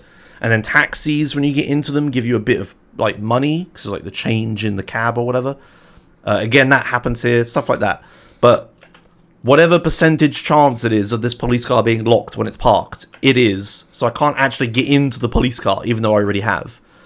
And that's because, for some reason, yeah, this mission just spawns a almost perfect replica of your car, instead of just, like, moving it or whatever. So I get kind of screwed there, but thankfully I get lucky and there's a PCJ driving past. So I just shotgun the PCJ, somehow don't pop the rear tire, and yeah, managed to take that instead. But yeah, really weird fact about that mission. I don't know why that happens. There might be some other side effects to it as well. Maybe it like replenishes nitrous or something like that. I don't know. There's a bunch of weird stuff with it, but yeah, if you drive a car into that marker, it's not the same car at the end. It's like a copy, but it's not a perfect copy. It's a different car. It's really dumb. But yeah, thankfully I got lucky with the PCJ, so it's not that bad. Alright. So, driving along. There is a strat here to keep your vehicle. If you just drive the vehicle into the marker, it will despawn. But what you can do is like steal another vehicle. I don't know how this works. I need to figure out exactly what to do here, because I steal another vehicle and then I get Rosenberg in the car and then I drive into the marker and then both vehicles have gone, and it's like, I don't understand. It's like, maybe it needs to be the clone vehicle that you park that doesn't despawn or something.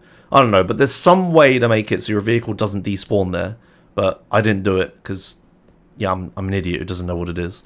But thankfully I got a ZR, so I got 2 lucky vehicles in a row, which made it so I don't lose too much time, which was good. But that's just another mistake where I don't quite pull off the whatever the trick is to make it so it doesn't despawn there. Alright, fish in a barrel. So this mission's pretty simple, it's just a cutscene, so just skip it, just watch the cutscene. And then drive up to here. So this is the Mad Dog mission.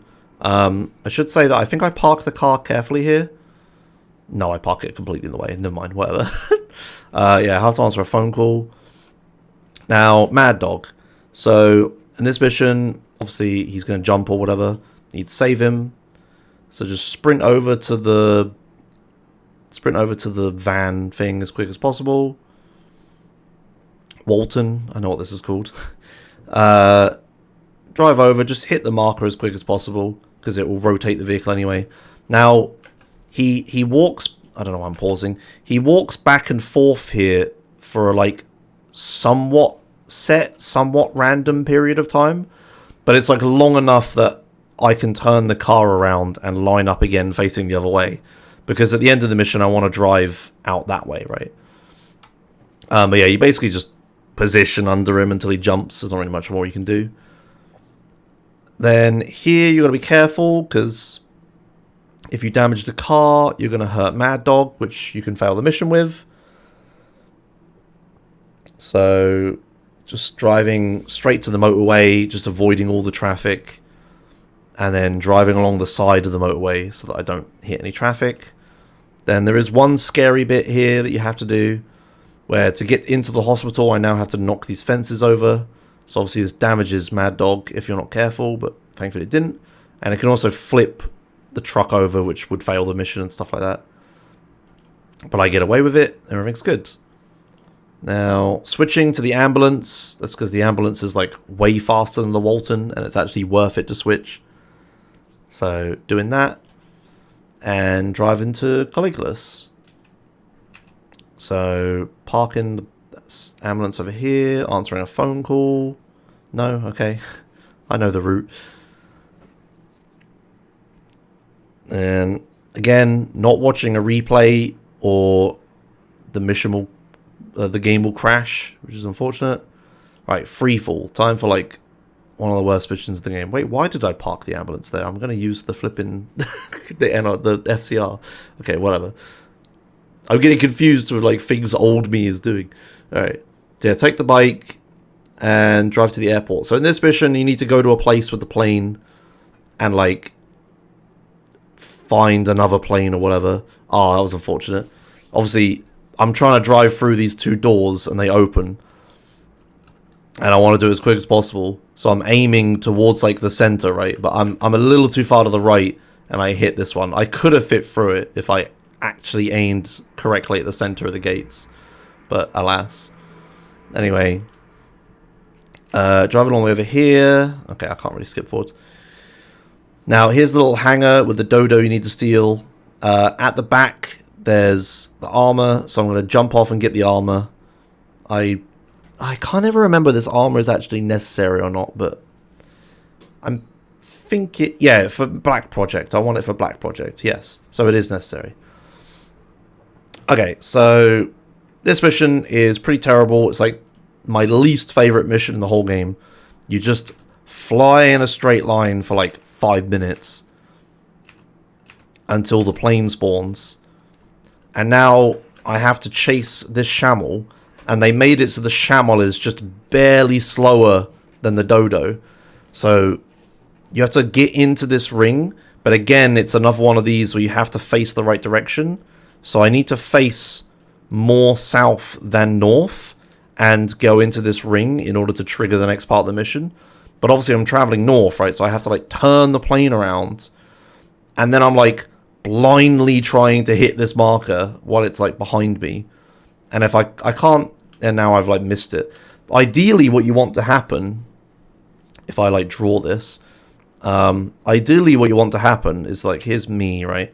I want to turn around and then hit the marker and the plane like travels forwards and then the plane's like here.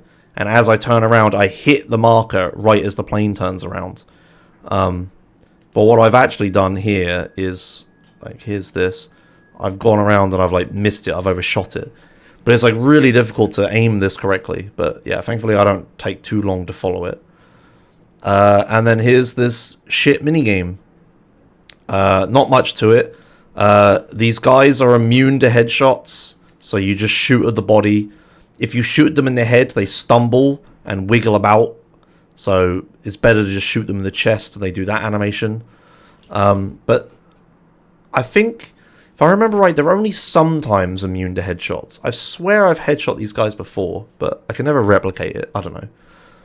Anyway, moving on next. Again, pilot immune to headshots.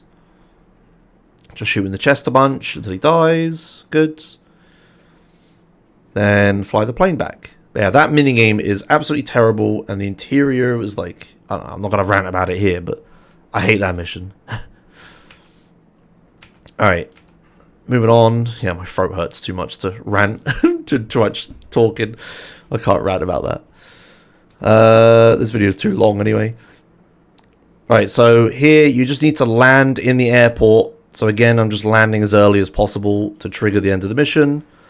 And now I'm going to use the plane for the next mission. So turn around. And I'm going to fly up to the crash mission. So I want to fly to the west after this mission. So what I'm going to do, the mission's like way back here, right? But there's nowhere good to land the plane and then take off back here. So I'm going to land in like, that was terrible. I'm going to land in like this area here. That's like this grass bit and then this sand bit here. And then to the left, there's like just enough room to take off.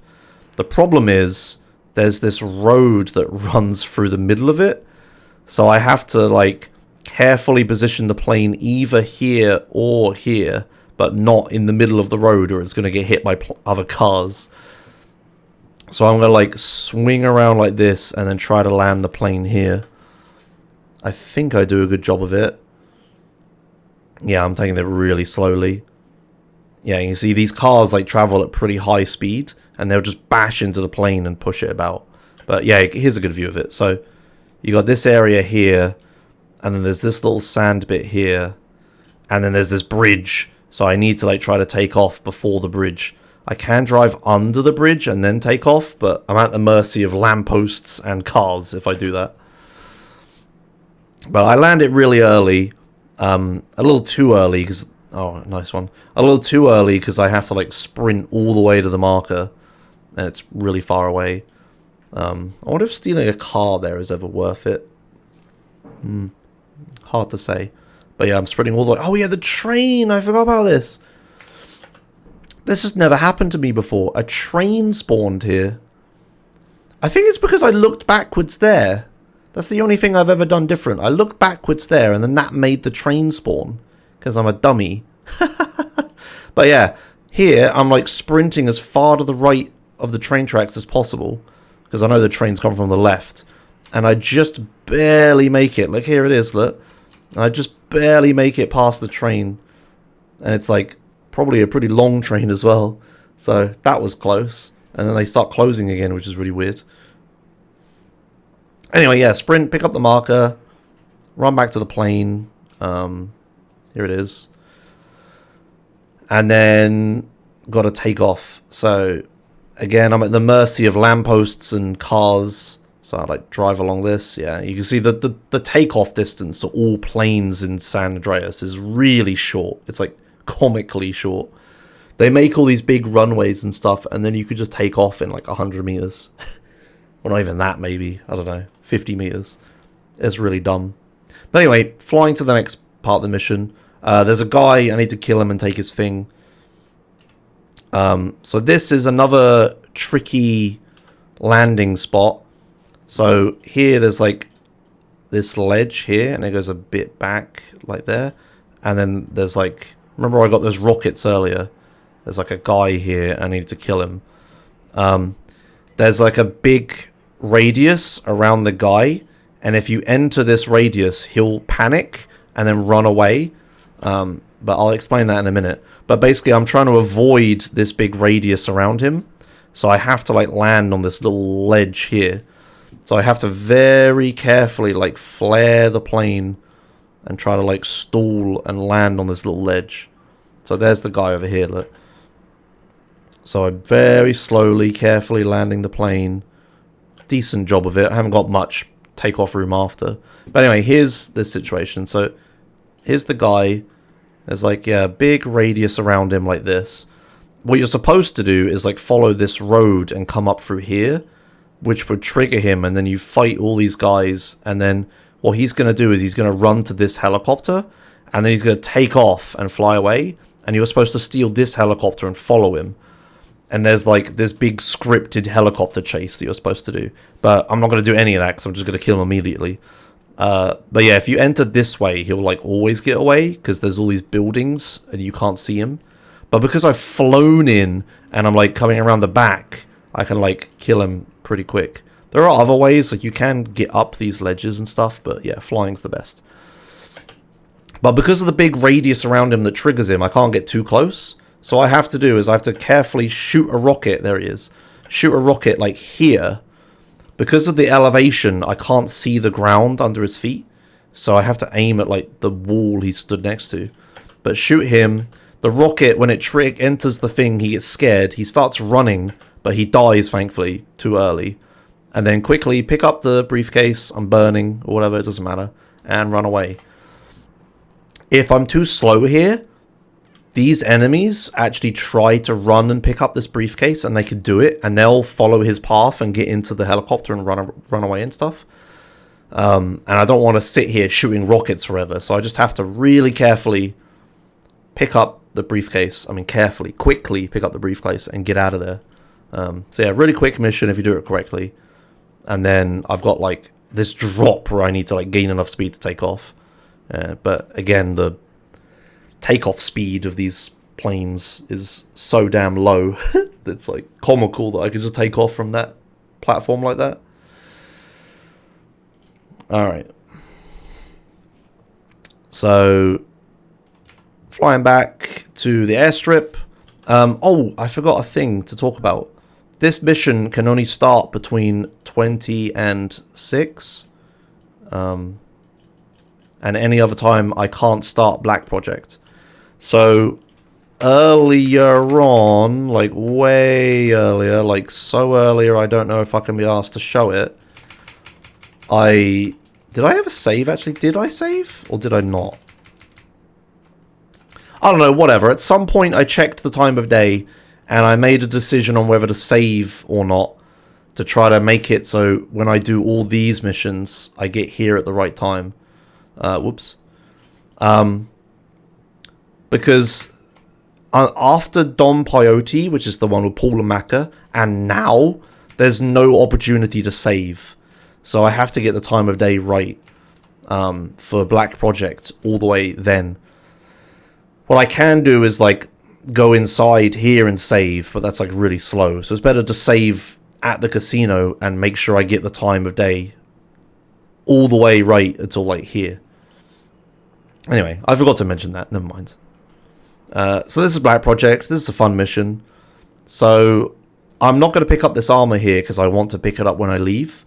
And all these guards are blind as hell anyway. So what you're supposed to do is stealth around, trigger a door, open it, go in and stuff like that.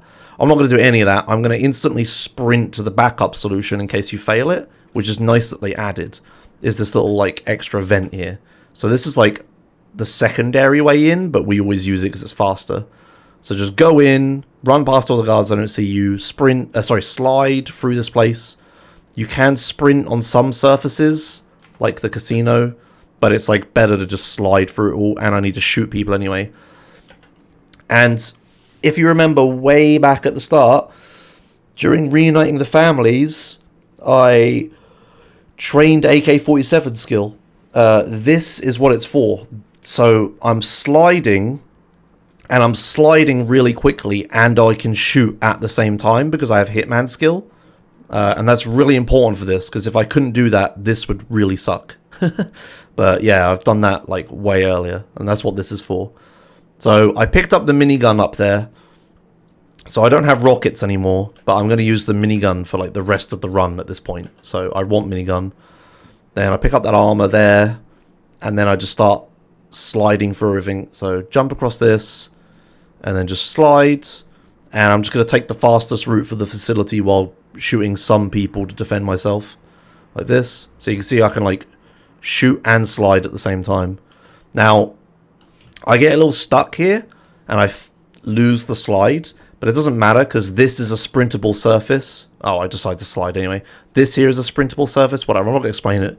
But there's a whole bunch of surfaces where you can sprint, and some where you can't. But screw all that, just slide. Pick up some more armor here. Get the key card. So, me killing the scientist isn't just for fun here. He actually is a problem. Sometimes he could like chase you, get angry at you, and like punch you, which would like stop you from shooting. So he can slow me down. So it is actually better to just shoot him there every time. Because like here he can like follow you through here and start punching you and stuff. That's really annoying. Right, sorry, I keep rewinding as I'm talking about other things. Here is this part. So in here there's like a bunch of guards. There's like how am I going to draw this? There's tons of dudes, and I want to kill just enough of them to be able to get the jetpack without dying horrendously. Oh, I just realized I forgot about sound this whole time. So there's one guy here, and there's one guy here. So I'm just going to walk in and pop both of these. So the minigun is really strong, and whoops, you could pretty much kill these guys in like one shot, one click. So I'm trying to use as little ammo as possible because I need to use the minigun ammo I have for a lot of things. Because I only got 200 minigun ammo. And I need it for like, I don't know, 3 more missions, 4 more missions, something like that. 4 more missions, I think. I need the minigun ammo. That's the point. So I'm being really sparse with it. So here you've got like the big hole, right? I'm gonna stand at like the corner edges here and then look down. So this is kind of hard to explain, but there's a square, right? This is a big square hole, and there's stairs that go down the edges like this. Yeah. Until the bottom. And the guys are stood on the axes like this. So there's one guy here, one guy here, one guy here, one guy here, another one here, etc. All the way down the stairs like this, right? Oops, like that. Oh, I missed that one. Like this. That's better without the axis on it, like that. There we go. The best way to kill them, so I'm stood like out here on the edge, right? If I were to stand here and look across like this, I can't actually see these guys because the angle, and I'd only be able to shoot these guys, and then I'd have to run to here, and then I would shoot these guys, and then I'd run to here and shoot these guys, and then I'd run to here and shoot these guys, right? But what's better is instead what I can do is if I stand at the corners here and look down, I can see these guys and these guys at the same time. So I'm going to stand on like there's the 2 corners. I'm going to stand on this corner and shoot these guys, and then I'm going to stand on this corner and shoot these guys, right? That was a really big explanation of how geometry works. But if I was to stand, it's like basic, but you don't really think about it because you naturally would stand at like the edges, right? The center of the edges. But it's actually better to stand at the corners because then you can see more people because of the way they're stood on axes. Am I explaining that? Did I explain that very well? I don't know. But anyway, I'm standing in the corners. Well, I can see even more because of like they're lower or whatever. But without height, I'd only be able to see like some of them or whatever. I don't know. It's hard to explain. I stand at the corner like this so I can see more of them, yeah? That's all you need to know. That was like a terrible explanation, but whatever, sod it. I'm going with it. Hope you understood what I was saying. And then again, so there's a thing you could do here where you can like kill these guys. Yeah, again, it's the corner so I can see more of them at once. What you could do is you can just yeet yourself over the edge and go straight down and fall into the jetpack, which is here, right? And I have to explain like another fundamental San Andreas thing. My throat hurts so much. So there's a jetpack, right? And it's a pickup, like a gun, yeah? And the way the game handles pickups is that so the way you think that jetpacks work, or pickups work, say there's like a gun, right? That's a terrible gun. And when CJ and it stands on top of it, like this, you pick up the gun, yeah? What's actually happening is that every weapon has like a sphere inside of it, like a sphere hitbox. So like a big, a 3D circle or whatever, inside all the hitboxes. And they're all like identical, I think. They're like just in the middle of them. And when CJ enters this hitbox, you can pick up the gun, but the game only checks, I don't know, every 3rd frame or whatever, whether you're in the hitbox or not. So there's like all these like spheres lying around, and the money has it as well. It's like there's like spheres for the money, for the weapons, for the jetpack, stuff like that.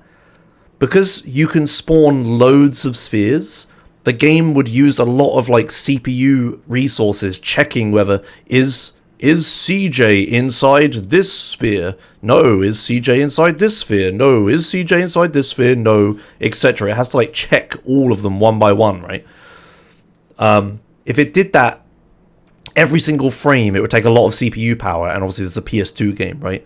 So what they did instead is that, I don't know exactly how often it is. I think it's like every third frame or whatever. But every third or so frame, they check whether you're in the pickups or not, right? And this is a problem for speedrunners because we like things to be consistent. And it's like, it's kind of RNG, right? Like it's not a random number generator determining whether you're going to pick up the thing or not. It's just like dumb luck. Because you don't know what frame you're on. Am I on a pickup frame right now? Or am I on, like, a not pickup frame? You have no idea. It's like a 1 in 3 or 1 in 4 or whatever chance, right? I think it's 1 in 3. Yeah, just count frames from the start, yeah. So it's like a 1 in 3 chance that I'm going to pick something up on any individual frame. And this is important for, like, a bunch of things in the run. I'm going to go way back now. But even like this here in like Los Venturas, when there's like Molotovs here, right? What you can do is you can get off the bike and CJ will then instantly pick up, there's like again a sphere here. You can get off the bike and then instantly spam F to get back on the bike and you can pick up the thing, right? But it's a 1 in 3 chance whether that'll happen or not. So what I do is I get off and then I walk a little bit and then get back on, right? And it seems unnecessary, but it's like if I get off and then straight back on, I might not pick up the Molotovs because I might be on the wrong frame. And I could just sit here and get on and off and on and off and on and off and never pick up the Molotovs, right? So I have to get off the bike, wait like 3 or 4 frames, and then get on the bike to guarantee that I pick up the Molotovs, yeah? And it's like stuff like that, like, is everywhere the whole run. And now I need to try to find where I was, which is a pain in the butt. Why didn't I remember the timestamp before I did this? That would have been smart. Oh, that's a bit... Oh, God, spoilers. I pick up the jetpack. Okay. So, why am I explaining all this, right? Like, Josh, just wait 3 frames before you pick up the flipping... pick up the jetpack. Big deal. Well, the thing is, there's a strat here where you can jump to pick up the jetpack really, really early. This is where I was, right? Yeah, like here. So, what I can do is I can jump and fall down and pick up the jetpack the frame I hit the ground and be fine, right? Like, and collect it. Because when you're falling, you can collect stuff, I think.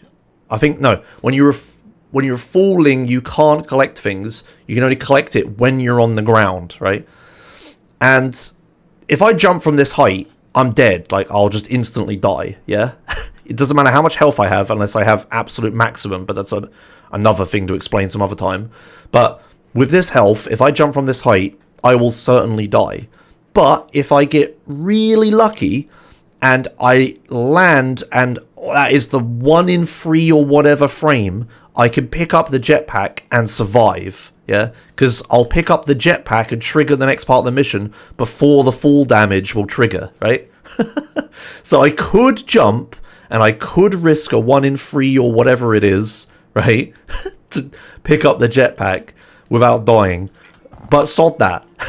So that is why I don't just instantly jump here. There's like, what I do is I count the amount of turns I do. So I go 1, 2, 3, like that, and then I'm going to stand on this platform, look exactly, I don't know, what is that, east, and then hold a, like, small weapon, and then jump.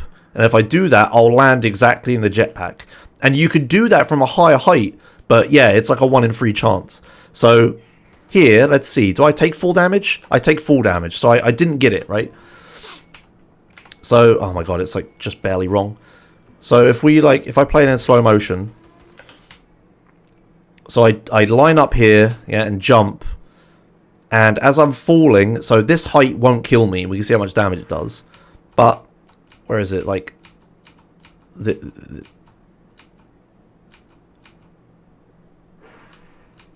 this frame, I could have... Whoa, that's kind of weird. He's like pixelating his face. This frame, I could have picked up the jetpack, right? And I wouldn't have taken full damage if I had done it. But because I got unlucky, I don't. And then it takes like... well, it's kind of awkward with VLC because this is a 60 FPS. All right, here's another frame. Didn't pick up the jetpack, right? And then here's the next frame, and I did pick up the jetpack. See?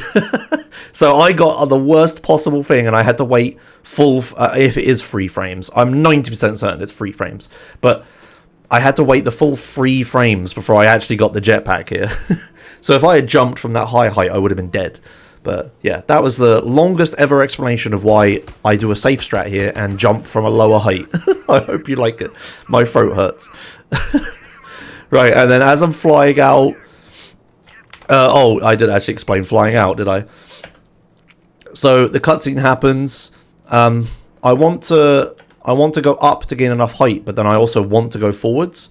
And I want to travel in, like, this direction to go out. Or is it this direction? I don't know, whatever. I rotate. It's this direction, okay. I want to, like, leave this way, yeah. And again, this place is a square, right? And I want to travel forwards to build up as much speed as possible. So what I'm doing... So this place is a square like this. If I travel forwards from here, I'll bonk the wall a lot earlier than if I travel diagonally. You know, Pythagoras and all that stuff. Trigonometry. This is like... What is it? 70% longer or whatever than this? I don't quite remember. It's been a while since I did this. But this diagonal line is 70% longer than these straight lines, right? So by going diagonally here, I'm giving myself more run up. Okay? So I wait for it, and then now I push the things forwards, right? 41%, okay, thank you. And then I'm like traveling forwards without bonking the wall. So I give myself a little tiny run up. That's, again, a really long mathematical explanation of, yeah, why I'm going exactly diagonally there instead of just forwards. Anyway, I got unlucky here again. So, again, I'm on the ground. There's, like, 2 frames where I'm inside of it, and I don't get it. So, I didn't get the pickup. Again, it's the whole frame thing. So, I get cycled, as speedrunners call it. I wasn't at the right frame for the armor, so I didn't get the armor. And I could have slowed down to get it, but I should just get it without having to slow down, right? This makes the next mission pretty scary. Anyway, traveling along the ground is faster than flying in the air, so I'm like running along the ground as much as possible with the jetpack. But I do cut like up to here. So because running along the ground is faster, I want to land as early as possible. So I'm aiming right for this little tiny spot here. In VC, it's 6 frames for a pickup check. Okay, maybe it is here as well. I don't know. I might be wrong. But anyway, again, taking the shortest possible path and landing as early as possible to like run across the ground. There we go, into this marker. Carl, dude, man. This cutscene happens, and he just dumps you up here with nothing. So you just take the Sanchez that spawns. Try to go down the cliff without falling off. And then to the next mission. So the next mission's high noon. When you... During this mission, there's like a big despawn... Bigger than that. There's a big despawn radius for vehicles. So what I'm going to do is I'm going to jump off the bike and just yeet it to the left. To avoid the big despawn radius around this mission. So drive to the left, yeet the bike off like that. Answer the phone for the next mission or whatever, and then run into the marker. I'm checking if the bike's gone far enough, but I don't actually see it, but it's fine. So high noon, this is a fun mission. Here's another slow motion mission. So you're supposed to chase Pulaski and like kill him or whatever, and his vehicle is like either immune to gunfire or loads of health or something like that. I don't quite remember how this is supposed to work, but I know how it works in the speedrun. So as soon as I spawn and gain control, I like... Ooh, I got a little lost there. I'm going to run straight towards Pulaski's car. You're supposed to take the bandit, but I'm not going to do that. So I'm going to run straight up to Pulaski's car. And then, if you remember way back in Los Santos, I was talking about pushing cars and like pushing it to try to get sweet in faster and stuff in that one mission in the graveyard. Well, here I'm going to do that again, and I'm going to push like, here's the car, right? And it's like a box like this, like that. You know what a box looks like. Using angles and maths, I'm going to push the car and try to spin it around so that when Pulaski tries to drive away, I can get into it. So by pushing it here, I'm like pushing the rear end around like this to spin the car. If I pushed it here, the whole car would just move sideways, right? And if I pushed it here, you know, the front end would go around this way. But using physics, I'm going to push it here and spin the car around this way. So I want to be as close to this edge as possible without just running past the car like an idiot. So I'm going to, run up to the corner of the car like this. Pulaski's getting into the car, but I'm like turning it around. And now when Pulaski starts driving, Pulaski wants to go this way. So he's going to turn and drive like this. And sometimes he'd even hit this building if I've turned him enough. This allows me to be able to get into Pulaski's car because he's going slow enough. If he were to just drive away, oh my god, the cat is going berserk. If I was to drive away like this way, just forwards, he'd build up too much speed and I wouldn't be able to get into the car. So I have to spin the car around here like this to slow him down so that I can then get into it as he's driving away like this. You see, and it even hits the building, goes too slowly. So I managed to get into the car here. And then, again, if you remember way back in part 1 in Los Santos, I explained that if you get into the passenger side of a car and leave the door open, you instantly kill the driver. So then I get in the car, and then Pulaski instantly dies, and I pass the mission. This is like... This saves a ton of time, because otherwise you have to do this big, massive chase with Pulaski across like a bunch of desert and stuff like that. So this is an example of using like a really small glitch to essentially almost completely skip an entire mission. And that's that. And then I'm going to drive the Buffalo over to the bike, and then get out the Buffalo and take the bike. Now, you might be wondering, Josh, is a Sanchez really that much better than a Buffalo? Well, my dear viewer, again, if you remember in part 1, I would have explained about AI accuracy and how it works and how there's a bug with cars and AI accuracy. In the next mission, Green Goo, I'm forced into a jetpack, and there's a bunch of guys with M4s that shoot me, and I want to ignore them and steal the Green Goo. Yeah, if I take a car to this mission, they're going to absolutely murder me. So I want to take a bike. There is a backup where if I didn't do this, what I could do is I could drive over to the PCJ that's parked way over there. I could get in like this PCJ here before I start the mission. So I'd have to drive, like, if we look at the mini map, I'd have to drive all the way here, get into the bike, drive back, and then start the mission. Or is it that one? I don't know. You'd start the mission, right? But by doing this, I'm, like, saving having to turn around and stuff. And I can't get into it now because I'm forced in the jetpack. I can't get out of the jetpack. There's some ways, but it involves a lot of glitches that I can't do and are slow. So I can't get out of the jetpack. And this makes it so that the AIs are like friendly and they're not going to absolutely murder me. Flying over. That armor I wanted to pick up earlier was for this mission, so I wouldn't die. So I'm actually quite scared here because I could die. There is like a really old safe strat for this mission where you stand on one of these triangle buildings and you stand like here. So you can just about see over, right? And then you can shoot the guys on the train, but they can't really shoot you. So there's like a really safe strat doing that. But that's really slow because you have to sit there and wait for the train. You don't use that house. You use like one of these ones back here. But I'm not going to do that. I'm just going to yeet into the train and try to take the boxes. Again, running along the ground is faster. So I'm just going to run along the ground here. I would just lower my height and run along the ground, but that would slow me down, so I'm not doing that. Yeah, you can probably also do that, Forlix. Bail out the buffaloes at despawns, but I just realized it as I was speaking. I was like, wait, why don't we just do that? Anyway, here's this bit. So I'm shooting the guy as I'm flying past, but I'm not actually interested in killing anyone.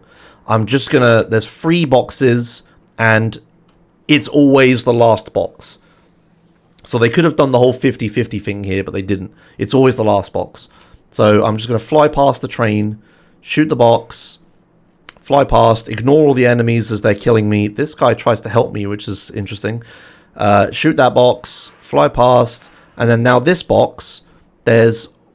Oh, I'm drawing the wrong thing. There's one guy here, and one guy here, and the box, obviously. So I'm going to shoot this box, and then try to swoop in, take it, and swoop out without these 2 guys killing me, and without the guy in the back killing me either. So, shoot this, and you can see I'm keeping my distance, because that's like my best defense against them killing me. And I take that, and then I just swoop down, just barely hit the trigger. I'm shooting that guy so he doesn't shoot me. The other guy is shooting me, and then the guy in the back of the train starts shooting me. But yeah, I fly away, and I just live with that much health. So it was pretty okay in the end. I didn't take that much damage, but it's still pretty scary. But yeah, it would have been better with full armor and full health, but I managed to do it with a little health. But it was basically just luck how much they shot me, really. They could have instantly killed me if they wanted, but I got away with it. Now, coming up here is another cycle thing. Trigger thing. Oh no, I get pushed away from it, don't I? Oh, okay. Well, sometimes I fly through that horseshoe and try to pick it up and see if I get lucky. Anyway, traffic pushes me out of it, so I don't get lucky. Alright, into the marker. Nothing too interesting. Asset acquired. Right, so now it's just a few Los Venturas missions left. So I'm going to answer the phone call for the next mission, and then I'm just going to blow up the bike like that. Or set it, why do I only set it on fire? I had low enough health, I could have just blown it up instantly. Whatever. But I'm going to death warp here using the minigun and that bike. I guess there's saved minigun ammo. I don't know, whatever. Yeah, and then find a police car as I spawn. I've already answered the phone call, so I don't need to do it now, so I can get wanted stars, and the police car's fast, and I can do vigilante or whatever. Driving along. What's this next mission? This is St. Mark's Bistro, right? Yes, this is St. Mark's Bistro. So, mission dumps me outside. You got to steal a random vehicle. I get a slam van, which is quite nice. Very fancy. Not the fastest, but pretty decent. Drive to the airport, get let in. And then, this mission, I definitely want armor. So I'm going to drive past the plane that I'm supposed to get in, and there's armor over here. I'm just going to pick it up. And then, yeah, kind of slow, but safe strats. And then drive out to the plane, get in. So there's a thing here where I'm going to try to kill everyone as quick as possible. Would you believe it? Oh, wait, there's one thing before that. So as I take off and fly the plane, this marker, it says that it's up, right? So it's an upwards triangle, which means the marker is above me. But this trigger for the next part of the mission is actually 2-dimensional. So, oh god, imagine you have a 3-dimensional world, right? Wait, no, it's more like this, isn't it? Or, oh no, whatever. You have a 3-dimensional world, and triggers can check how far up, down you are, how far left, right you are, and how far, like, in and out you are, which is kind of hard to draw in 2D. But anyway, this marker doesn't check how far up and down you are, right? It only checks how, like, left, right, and back forwards you are. How north, south, east, west you are. It doesn't check how, like, up, down you are. Why don't I use the HUD? That would have been easier, wouldn't it? Yeah, there you go. So, despite the fact, what I'm trying to say is, despite the fact that it's telling me to go up, I don't need to, and you can hit this marker at any height. It's basically a massive, infinite height cylinder that I need to get into, right? So, as soon as I enter this cylinder, even if it's like below it or whatever. You get the point. I can go low and hit it. I don't need to go up. I'm like explaining game development things to just try to explain not having to fly upwards. Okay. So when I spawn here, I'm gonna... Do I actually do this right? No, I don't do this right, do I? Okay. What I'm supposed to do is throw a satchel, run around this corner, detonate it, and then do some other stuff. But I panic here because I'm like ahead on my PB or whatever. So I kind of messed this up. So I throw the satchel vaguely there, run around the corner, blow it up. That kills a bunch of guys up here. But more importantly, it also kills a bunch of guys down here who have like shotguns. And they're kind of scary. So by detonating a thing here, I'm like killing people in like this radius, right? So it's like going down the floor and killing them. And it kills like everyone up here as well. So that's fast. But yeah, because I mess it up, I don't actually kill the guys downstairs, I don't think. Do I kill the guys downstairs? Oh no, I do. They're dead. Yeah, there we go. They're dead. So I missed the two on the left. Because I panicked, but I got the guys upstairs, so whatever. So you throw a satchel at the start, kill a bunch of people in the radius. This is the satchel from Stowaway, way earlier, by the way. So that's what we kept this satchel for, was for this. And then this... Oh, you would do that, wouldn't you? Whoa. This boss here has loads of health, and he'll, like, run away and, like, teleport through the place or whatever, but I just kill him with a minigun instantly. And yeah, I'm just minigunning these people, just running. These guys in here should be dead as well if I did the satchel correctly, I think. But I didn't. Anyway, kill these 3 guys outside. The mission won't progress until you've killed everyone. And then there's like this little wait. So you have to kill everyone. There's no like going outside to trigger the end or anything. So you have to fight everyone. No running past. And then again, fly back to the end. Very interesting. Good. And then it's the final mission of Los Venturas. It is a home in the hills. So here comes the biggest mistake of the entire run. It's a very subtle mistake, but it's very important. I turn left instead of flying around the building to the right. This is a big problem because there's a lot of trees on the left and I need to land the plane.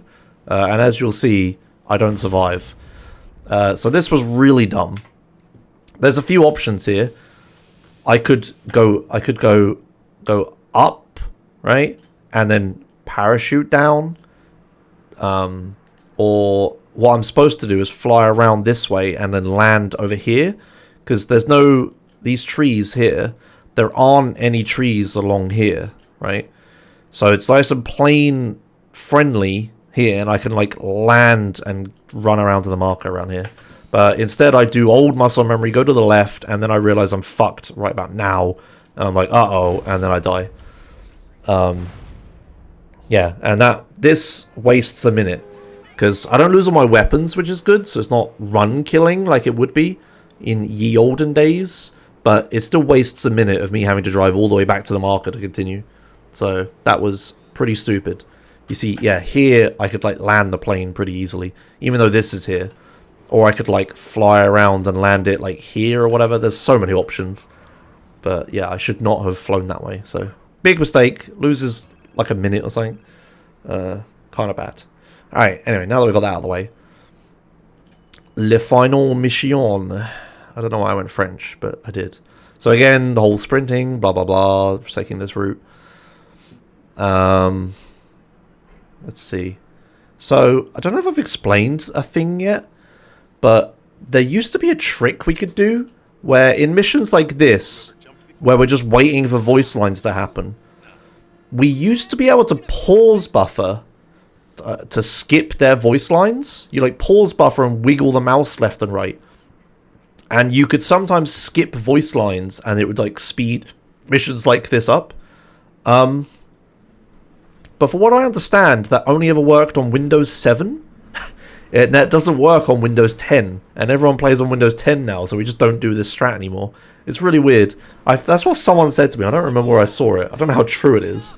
But I could never get that strat to work anyway, so it doesn't matter for me. For whatever reason, my computer just never let me do that strat. It's very strange. Anyway, skydiving. I have another like reference point to when to stop skydiving. It's like as I get above that pole. I don't know if I already looked at it, but there's a big lamppost down there, and as soon as I'm directly above it, I like stop parachuting. Oh, small thing. It works on some Windows 7 builds. Interesting. Okay. Small thing here. When you're parachuting, you can press F to like cut the line and like drop down. It's actually faster to, as you're right above the ground like this, press F and cut the line to the parachute, and then you just land like that. If you don't do that, when you land on the ground, you like stumble on the ground, and then you have to climb back up again before you can start sprinting. So by just pressing the enter or exit vehicle button or whatever it is, right as I'm about to hit the ground, I'm like slightly faster getting off of the parachute. Now here's another pause buffer. Again, I'll leave the sound on so you can hear when it ends. But this jump here, I'm gonna try to like sprint here, and there's like, you can't really see it, but there's like a ledge, and then it goes down like this, and like this is flat like this. As soon as I get to the end of this ledge, I'm going to jump and try to climb up this. But it's really difficult, and I'm going to pause buffer. So again, I'm like flying. I'll be like traveling really slowly in the air here, but there's way more frames for CJ to then realize he can grab the ledge and grab it. So by pause buffering this jump, it makes it way more likely that you're going to grab the ledge. So I just jump here, pause buffer, and we basically see in slow motion if you could look past the pausing. Yeah, and what I'm doing is I'm waiting for an exact animation.